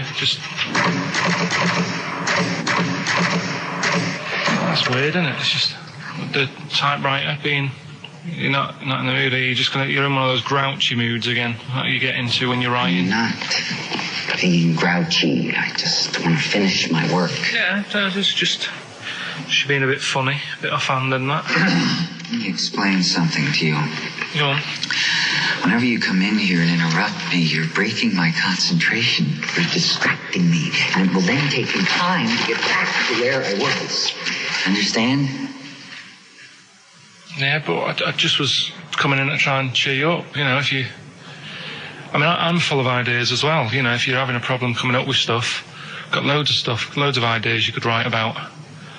The other day I read about this airy Chinese kid. What do you want me to do about it? No, it's just that it could make a good book. Do you know what I mean? Sort of following round. That's swell. Well, I'd buy it. But if you don't want to know, don't bother doing it. But, do you know what I mean? It's just airy Chinese kid. It's weird because they're not normally that airy over there. Yeah, this kid cakes in it. But if you don't care... I wouldn't touch one hair on his goddamn little head. You won't have to touch any hair on his head. Like I say, he's covered. Leave the head alone if you want. Touch his hands. He's totally... covered in it, but... I love the little son of a bitch. Well, don't go that far. You haven't met him, but I can sort it out. I'd do anything for him. I don't think you'd expect that much. Just take him to the barbers 3 or 4 times a week. He's a good little kid. In fact, I'll do it. I think I'll write a book on him. Yeah? How do you think you can handle that? Yeah. You're not too busy, are you? Well, yeah, I'm pretty busy. I've got to sort out some monkey facts for the show this Saturday, but I reckon I can still... Why don't you start right now and get out of here? All right. I will. If you're going to be like that. Couldn't borrow a pen, could I? See you later. There you Haunting. go. Haunting stuff there. Karl Pilkington in The Shining. You know, in the film, Jack Nicholson goes crazy because the suggestion is he's maybe possessed by demons that maybe are in the hotel. But, you know, if I was stranded in a desolate hotel, removed from all human contact with Karl, I'd go mental with an axe without being possessed by demons. That's more chilling to me, trying to get some work done and you keep wandering in. I'm trying to get Karl to spend a couple of days in the caravan with me, just for the hell of it. And he won't. I've offered him money, won't I? I think it'd be a great laugh, wouldn't it, Karl? Oh, yeah, great. That would be terrifying. No, I want to film it. I just want to film it. Like a little video diary. There's Karl there, he's just waking up. Well, if I was stranded in that would be like being... I may as well be with Freddy Krueger and Jason Voorhees. That's more scary. The thing is, Ricky doesn't mess you about as much as he messes me about. No, you see, you've given him an inch. You've given him an inch and he's taken a yard. 12:30 you got in today. In 30 minutes between 12:30 and 1. The old bin lid on the head. He wanted to do that again. Yep. Squeezing my head, think he had a go at. And karate chop on the back of the neck. Yeah. All in 30 minutes. Yeah. Who else can say that? Who else can say that? Who else can say? What do you mean? Anyway, have we got a question then? Yeah, to win a copy of, I'm so embarrassed to say it, The Shining on VHS is worth $5.99 and it will have already been watched by Karl Pilkington, probably not even rewound. Yeah, to win that. And a little bit of tripe and cow eels where it just slipped into his dinner. A barm cake outside. As he was reading the back of the box trying to figure out what was going on. The ingredients. To win this, right? Here's a question. I've got a question. No, go on. No, I want to hear Karl's first. Okay. No, it's about the film. Because when I was whizzing through it, I saw something and thought, oh, that's good. The kid who's in it, he was writing something on the back of a door with lipstick. What was it? Well, that's a tricky question. I can't remember. Nor can I. Right. So the kid in it was writing something on the back of the door. Is that going to be too hard for anyone? Let's see if... I mean, I wouldn't be surprised if there's somebody... Right, the phones are going, so it might be. Yeah, but this is email, isn't it? All right, Ricky.Gervais at xfm.co.uk. What was being scrawled on the back of the door by the little kid in The Shining? To be honest, if you know that, it means you've probably already got it and you've watched it about 8 times. Yeah. Fair enough, though. All right. Bob Dylan. Oh. You're going to make me lonesome when you go on XFM. Sorry, they're arguing. Steve and Karl are arguing. But he just goes, you've got to keep it slick. Do you know what? Can I just tell them what you're arguing about? Think of this, right? This is the argument. They're arguing whose fault it is why this show is rubbish. Think of that! What? That's a perfect... I think that's a valid criticism. At least we're discussing it. You're just accepting that that's the case. You're not even trying to change it. We're ashamed of it. Yeah. We have to go out there. I should be, but I quite like it. In fact, I remember when we went out about 2 weeks ago and said we've got to, make it tighter and that, make it good. Went out for something to eat. You were happy sat at the table talking about squids and having to, go off with one if you wanted to have a kid. I brought up the topic, right, what are we going to do about the show? Suddenly you've got to go. It's like, I think I've made plans. So me and Steve sat there. Can I just see, I do that. I do acknowledge, quite shamefully, that this is more enjoyable for me to do than for you to listen to. But it's like 2 hours sort of playtime for me. It's like, the study period when you're meant to read a book, but you actually can't afford to run around and draw pictures. I think that it's, even though I'm getting paid for this and I'm meant to be working, it's nice. It's cool, isn't it? Not for the listener, but for me. But the problem is, the only way we can improve this show, Karl, to be honest, the only way we can make this good is if the three of us resign. Yeah. And they replace it with someone else. Yeah, but Karl, you're getting flustered and you're getting stressed because you're, I don't know what I was saying. Answer the phones. You were letting them ring. You're still letting it ring. You're still letting people phone. You go, oh, look, leave that. And people have phoned in, good enough to phone in, to ask for something for free. I think you should at least answer the phone and say, it's not worth it, the prizes are rubbish. Well, whilst I'm doing all the other stuff, maybe you can do that. No way. Right then. But to be fair, Rick, I'm not accusing you of being lazy, No. but you're sat on a chair and yet you're almost vertical. I don't know how you've done it. It's like you're almost asleep, but you're sat on an upright chair. I don't know how you've angled yourself in I'm that going to way. have a bad back when in old age. I'm just going to be bent double. Right, so come on now. What? Pretend we're starting now. Okay. We've just started the show yeah, now. it's 2 o'clock. It's Right. XFM. It's the Ricky Gervais show with Steve Merchant and Karl Pilkington, or our show. It's our show. From now on, I'm at least cutting up the blame as well. XFM 104.9. What do you want to know? Funny thing happened to me on the way here. Okay. Actually, it was about Wednesday or Thursday. I was walking along Charing Cross Road. I was on my way here actually to meet Karl for a drink, and this little fella came up to me. I think it was an overseas student. He's sort of like a student type, but he had an accent, and he came up to me and went, "Excuse me, are you one from the office?" And I went, yeah. He went, would you sign a script book of the office for me? I went, yeah, by all means, yeah. He went, can you come to the bookshop? And I went, what, you haven't got it on you? He went, no, but if you come, I will buy one for you to sign. And I went, I can't really. He went, were you going to pass one? I went, I'm not, no, I can't. He went, oh, I was just in Waterstones earlier. I didn't go. And I went, oh, sorry. He went, you could just. I went, I can't. He went, okay. I went, I'll sign something else. Have you got something else I can sign? He went, of course.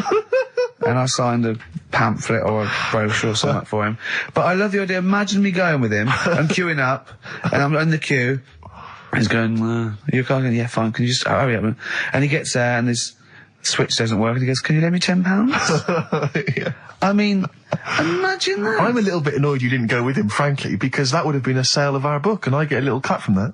Well, behind him was Salman Rushdie going, can we hurry up? Because I shouldn't be out. Yeah. I'm getting a lot of funny looks. And I really, I don't feel comfortable. But I thought it was very odd the other day, was we were walking along, and Ricky often gets bothered for an autograph, and some Japanese people who I think were tourists, they appeared from behind the corner, and I thought, this is odd, that, they seemed like tourists, but they're obviously going to ask for an autograph. And they just handed him a camera and said, excuse me, would you take a photo of us? And they didn't recognise him. They didn't recognise him. I was laughing, I was thinking, right. Oh, so now Ricky stood in the street, people are recognising him as he's taking a photo of 3 complete Japanese strangers, and I imagine them getting home and sort of saying, and here's the one we had taken by Ricky Gervais. Taken with Ricky Gervais? No, taken by Ricky Gervais. From the office. Isn't that brilliant? Would you come to the bookshop with me? The life of a minor celebrity. Not really. XFM. Times like these, Foo Fighters and XFM 104.9. Karl, let's build up to Monkey News. Do you want to give the competition answer and winner? Yeah, we did the bit on The Shining, me acting out in that. Yeah. And the question was, the kid in the film The Shining, he, after like the devil had got in him and that. This isn't written out, is it? You're just winging this, aren't you? No, but I remember it. Well, you haven't seen the film though, have you? No, but when I was whizzing through to get the clips to make that thing, right, I saw it and I thought, hang on a minute, I'll watch this bit. And that's why I want to take it home tonight and watch it. I meant more how you presenting the competition. It's just like Jonathan Ross on film 2003. Well, I'm just saying, right, so the kid's there in the bedroom and he's got his mum's lipstick. Yeah. And he's saying... It doesn't run a mobile deed. No. And he said, he wrote down red rum on the back of the door. And his mum wakes up and thinks, what's he doing? She looks at him and she goes, oh. And then she looks in the mirror and sees red rum in the mirror. Right. Which she is thinks sort of... he's offering racing tips. It says murder in the mirror. Oh, clever. So, Kelly in Hounslow got that right. So, excellent. After I've watched the film, I'll be whizzing that over to Hounslow. Brilliant. I mean, the one thing I do like about this show, for all its faults, is the... honesty? Yeah. I mean, that can be good and bad. I mean, some people think it's sloppy, arrogance, laziness, thoughtlessness. They'd be right. Yeah. But I like to think it's honesty. It's like a peek into the mind and workings of Karl Pilkington. He just said to me, because he was shaking, because he said to me, and I quote, he said, he's just wittering to himself, I must remember to eat. Suzanne's away. I know. I must remember to eat next time Suzanne's away. No, but you did. I mean, I wonder if I lived on my own if I'd still be about. Because I just neglect myself. Yeah. So, I mean, for all I've eaten... A lot of self-abuse. Is that what you're saying? I had lasagna last night that I messed up, right? Why did you mess it up? Cooked it for too long. It was like a brick. Right? And she called up and said, have you eaten? I went, yeah. She went, was it nice? What you have? I said, lasagna.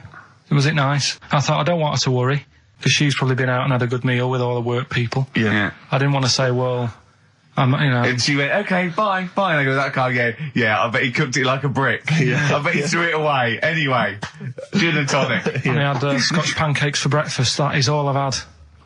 So I'm starving, I'm shaky. Plus I've got that restless leg syndrome still going on, which I can't get rid of. What's restless leg syndrome? I find, if I go to bed, right, my body's tired but my legs aren't. Are you like Michael Flatley? You have to get up and do a bit of tap dancing. Do they just keep going even when you're asleep? Moving about, so I have to get up and stretch them or something. Or I've worked out that if I put a pillar on like the bedpost down at the other end, if I have my legs higher than my heart, it calms it down a bit. Is this why Suzanne works away so often? I don't know, it's weird. To get a decent night's sleep. I put it down to Smarties and that. It's like a sugar thing. But stop eating them. Apparently Bob Mortimer's got it as well. No, he's got arthritis. Was he? You told me in the week that you'd mastered moonwalking. Yeah, I can do that. Is that one of the things you did, like, in the middle of the night? It's moon sleepwalking. Yeah. He just gets out, he finds himself walking backwards and wakes up and goes, oh God, I'm brilliant at this. Right, so listen, what we're doing now, we're getting a debate going about... Actually, right? Go on. We're struggling, go on. No. You can help me out here, Carl. You've got an idea. I can see it in your eyes. He's got a brilliant idea. Wait for it. Go on. No. It's something, when I was looking on the web, found something out. Go on. It's a story about a woman who had a baby. What are you talking about? What? A woman who had a baby who was having a baby. It was no clearer when you repeated it. No, Carl, I don't know what to do. I don't know what to do for the common good, right? Pursue this line of inquiry, right? Because I don't know where it's going, or play a record. I'm actually torn. I don't know what to do. No, I remember seeing it and thinking, I've got to tell Ricky about that. It's brilliant. What should we do? Should we go with it? It's entering into the abyss. It's opening Pandora's box. It's peeking. It's going down to the cellar. I've got a couple of questions though. Go on then.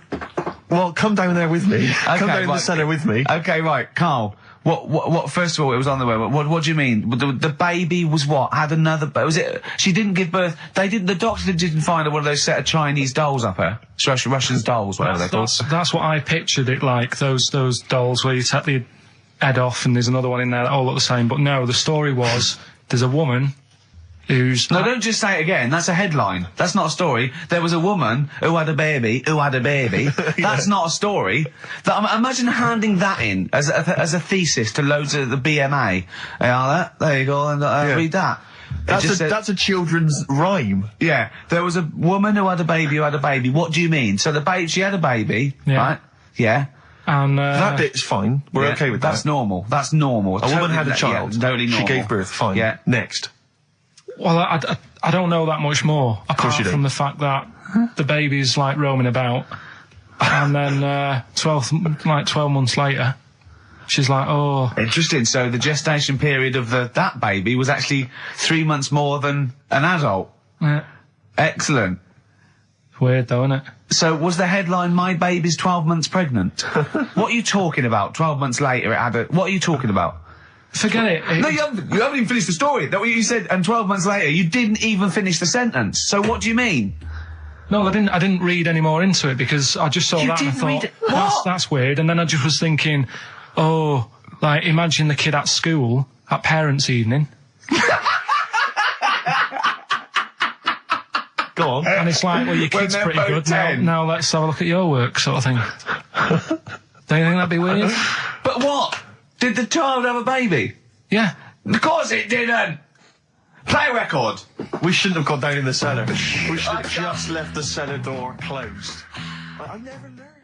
That's the Zombies and a song called Time of the Season. I've enjoyed that. What do you think of Zombies, Carl? It's alright, yeah. No, not the group, but the Living Dead. Don't worry about them. No? Why? Not about, are they? Couldn't happen. You don't believe in that? Listen, right? You don't believe in zombies? So, I was you do looking believe online. a baby had a baby? Yeah. On you go. On you go. Are you still saying that didn't happen? Yes. Right, well, I'll find the thing again, I'll print it off, and then Well, you'll all read I'm it. saying is there's more information that we need. Yeah. But it always annoys me that when I do get the information, you'll go, yeah, but its name's Sally, you didn't say that, and make out... No. As if... No, you don't make it look like we're over-inquisitive or over-cynical. You come out with the most abominable things man has ever uttered, and you expect us to accept them. Usually headlines, usually illogical, not just probably wrong. So, fleas are born pregnant. Are they? Yeah. Right. Okay. See? On we go. So... See, that's true, and you're not impressed. Because it doesn't involve a little werewolf child. Or half man, half shark. And you're just not, it's not good enough for you. No, but if I read the first line of something and it's not that interesting, I go next, right, and I move on. Now, when I saw a woman had a baby, and it had a baby, But you still didn't read on. No, but, alright, I didn't read on, but it got me thinking. Like I said, you wonder about the parents' evening. I was thinking about, is it a good thing? Because you're going to spend more time with the kid. Do you know what I mean? There's a lot of mums who have to go to work and that. She's going to be a great mum. Grew up with her, literally. Yeah. Do you know what I mean? So She's going to be a great mum.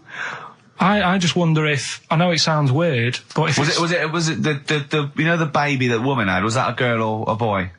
Oh, it would have been a girl, wouldn't it? Of course it would. It'd be mental, wouldn't it, if it wasn't?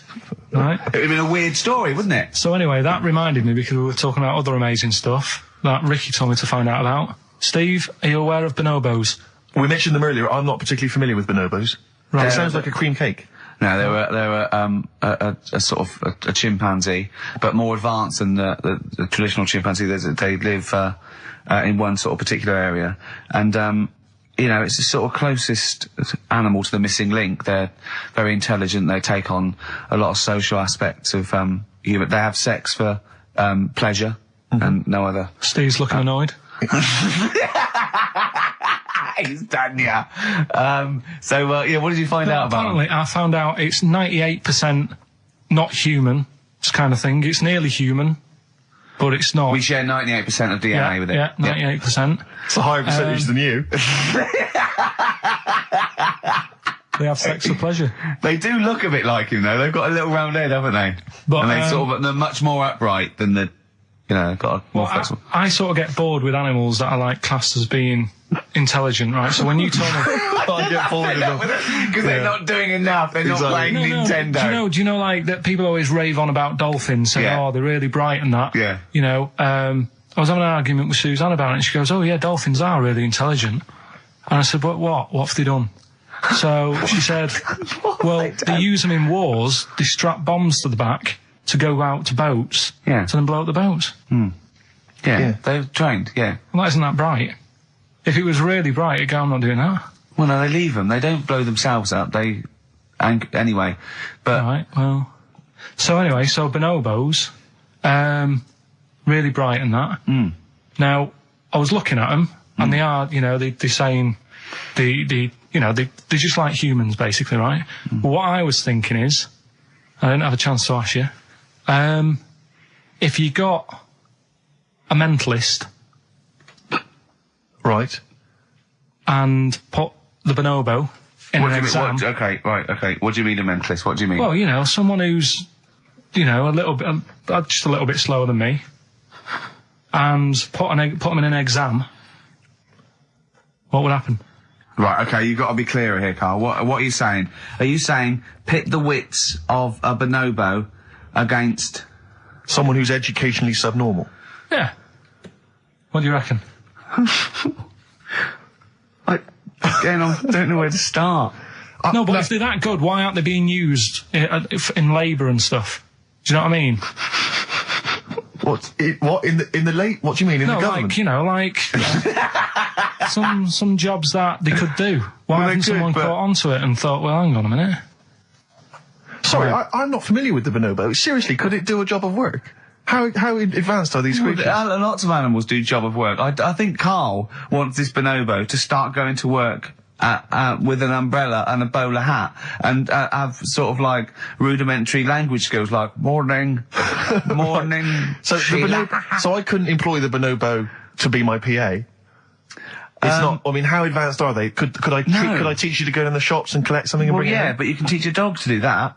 Yeah. It depends what you mean by intelligence, social interaction, also dexterity capability. You know, could it produce this show? Yes, I'd have thought it could randomly. Yeah, just by pressing the buttons, it can do a better job. It depends what you're asking, Karl. What you mean is, could a chimp beat a thick human at an intelligence test? Yeah, that's what I'm saying. But it depends on what the problem with the human is, doesn't it? Right. First of all, mental illness has nothing to do with intelligence. Let's get that straight. That's one thing. Mental people aren't necessarily less or intelligent than people. Now, is that the clinical term? Well, exactly. A mentalist. A mentalist. Sometimes I don't know what to do. I don't know whether to start with where he's going wrong with the question, to answer it, to find out what he really means, because... It's just that if that did happen, right? What could happen? You want the Planet of the Apes, don't you? Here we go. Go on. Right? I go to school. I go to a new school. Yeah. I go in the class. There's 3 bonobos sat on the back row. Yeah. Right? I think it would make everybody... Bad kids, are they? Everybody would work harder, because you go, well, I don't want a monkey beating me. Whereas when I went to school... You think they'd be an incentive? Yeah. Well, I think... Okay, they go, oh, go on. What do you mean? No, I would have loved it. Because, I mean, one of the reasons I didn't like school is it's like, oh, I'm not bothered. You know, I'm not bothering going in today. I'd love it if I went in and someone said, right, you're going to start coming again. Why is that? You've got 3 bonobos in your class. What if they didn't hang out together, like the 2 little kids with the webbed hands and the big heads? What if they started bullying you? Stealing your pocket money? Well, maybe go in. Maybe copying you. Maybe making you do their homework. Yeah. They did find out. To be honest, it would probably be the other way round, and he'd score better. Yeah. Karl, have you been copying? Have you been copying the bonobos again? Have you been copying Boo Boo again? It'd be good though, wouldn't it? Well, it'd be great. I wish I could live in your mind for just a day.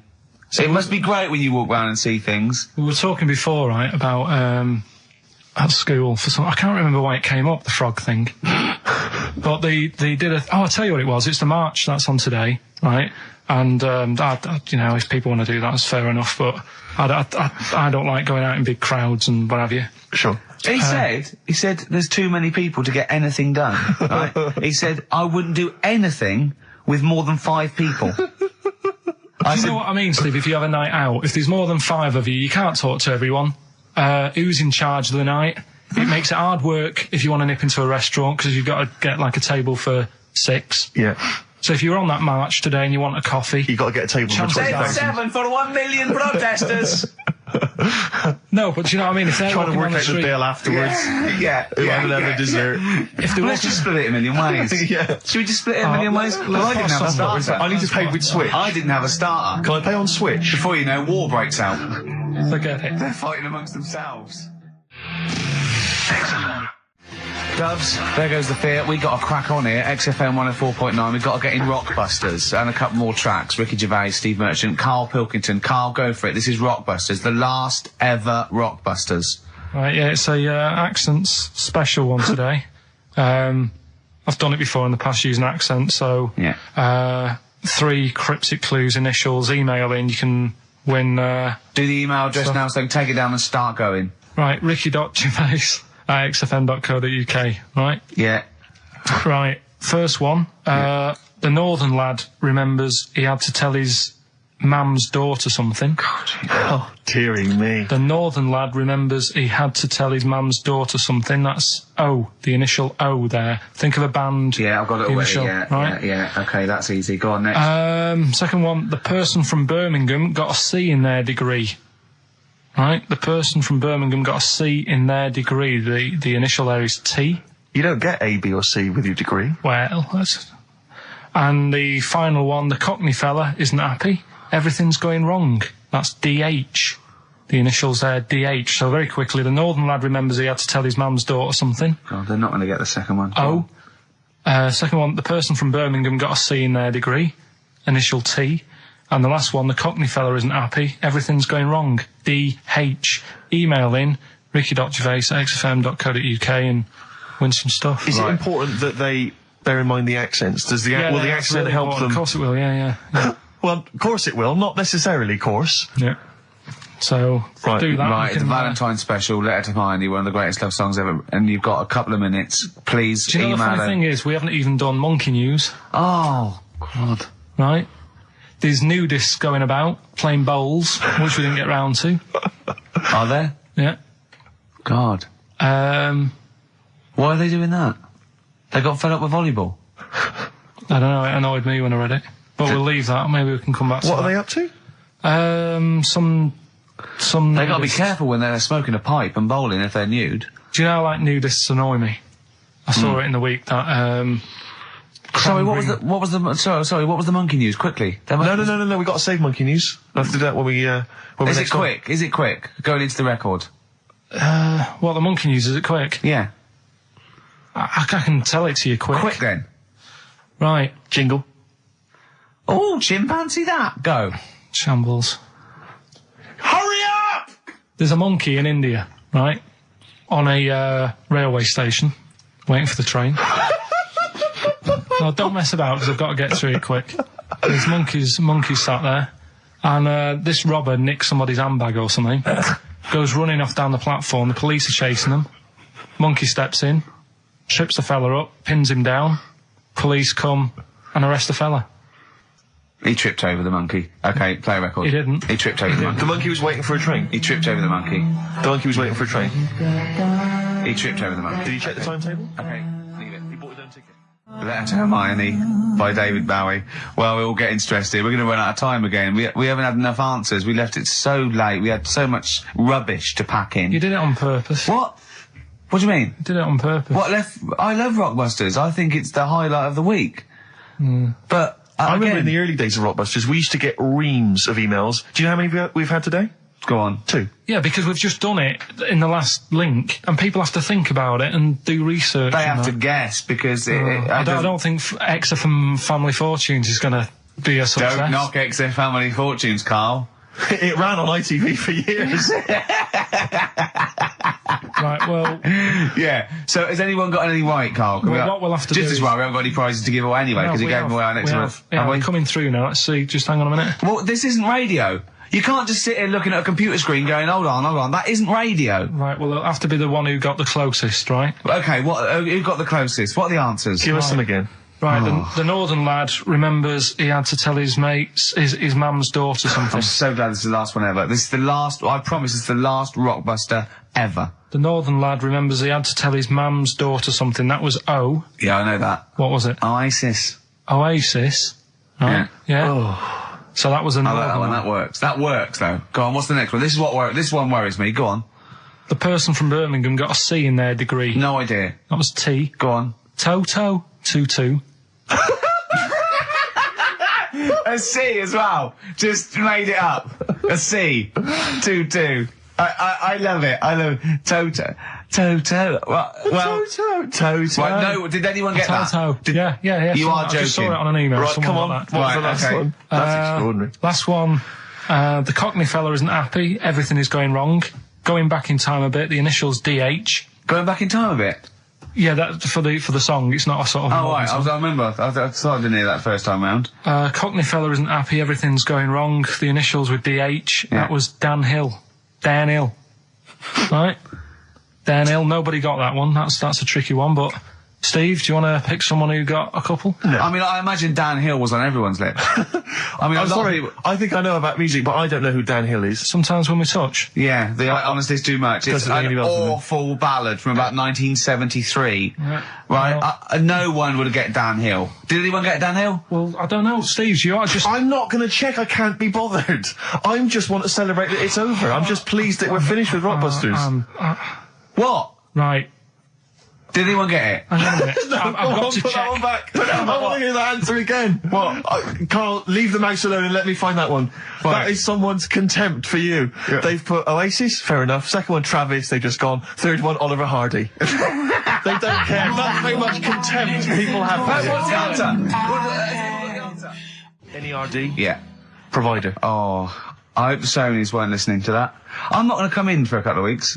I'm not going to be here next week. Okay, no, leave it a couple of weeks. Yeah, Right, I think we should just take a break. Everyone should just take a break. do a special or a best of, Carl, because this is. Well, I've got to go away and rethink this whole thing because I think it's actually probably damaging our reputation. Definitely. What are you going to do next week? Are you going to come in, Carl? I'll have to be here to play it out, won't I? Fine. Yeah, right. Because we didn't give the winners the competition. 104.9 XFM, Ricky Gervais, Steve Merchant, Karl Pilkington's pressing the buttons. Right. We're playing some great moments from the last 3 weeks. And some great records, Steve, from the last 2 weeks. That's true enough. Yeah. We're not actually here today. What are you up to today, Rick? It's 8 hours earlier, so this is about 2 o'clock probably. Mm-hmm. So it's about 6 o'clock in the morning. I'm still in bed, mate. I'm asleep in my hotel room. Now, where are you? We're in LA. Los Angeles. Yeah. City of Angels, Rick. Yeah. City of Angels. Yeah, and so that's what we do. We're doing stuff like that. That's why we're not here. We're not here next week either. So next week is the best of this week.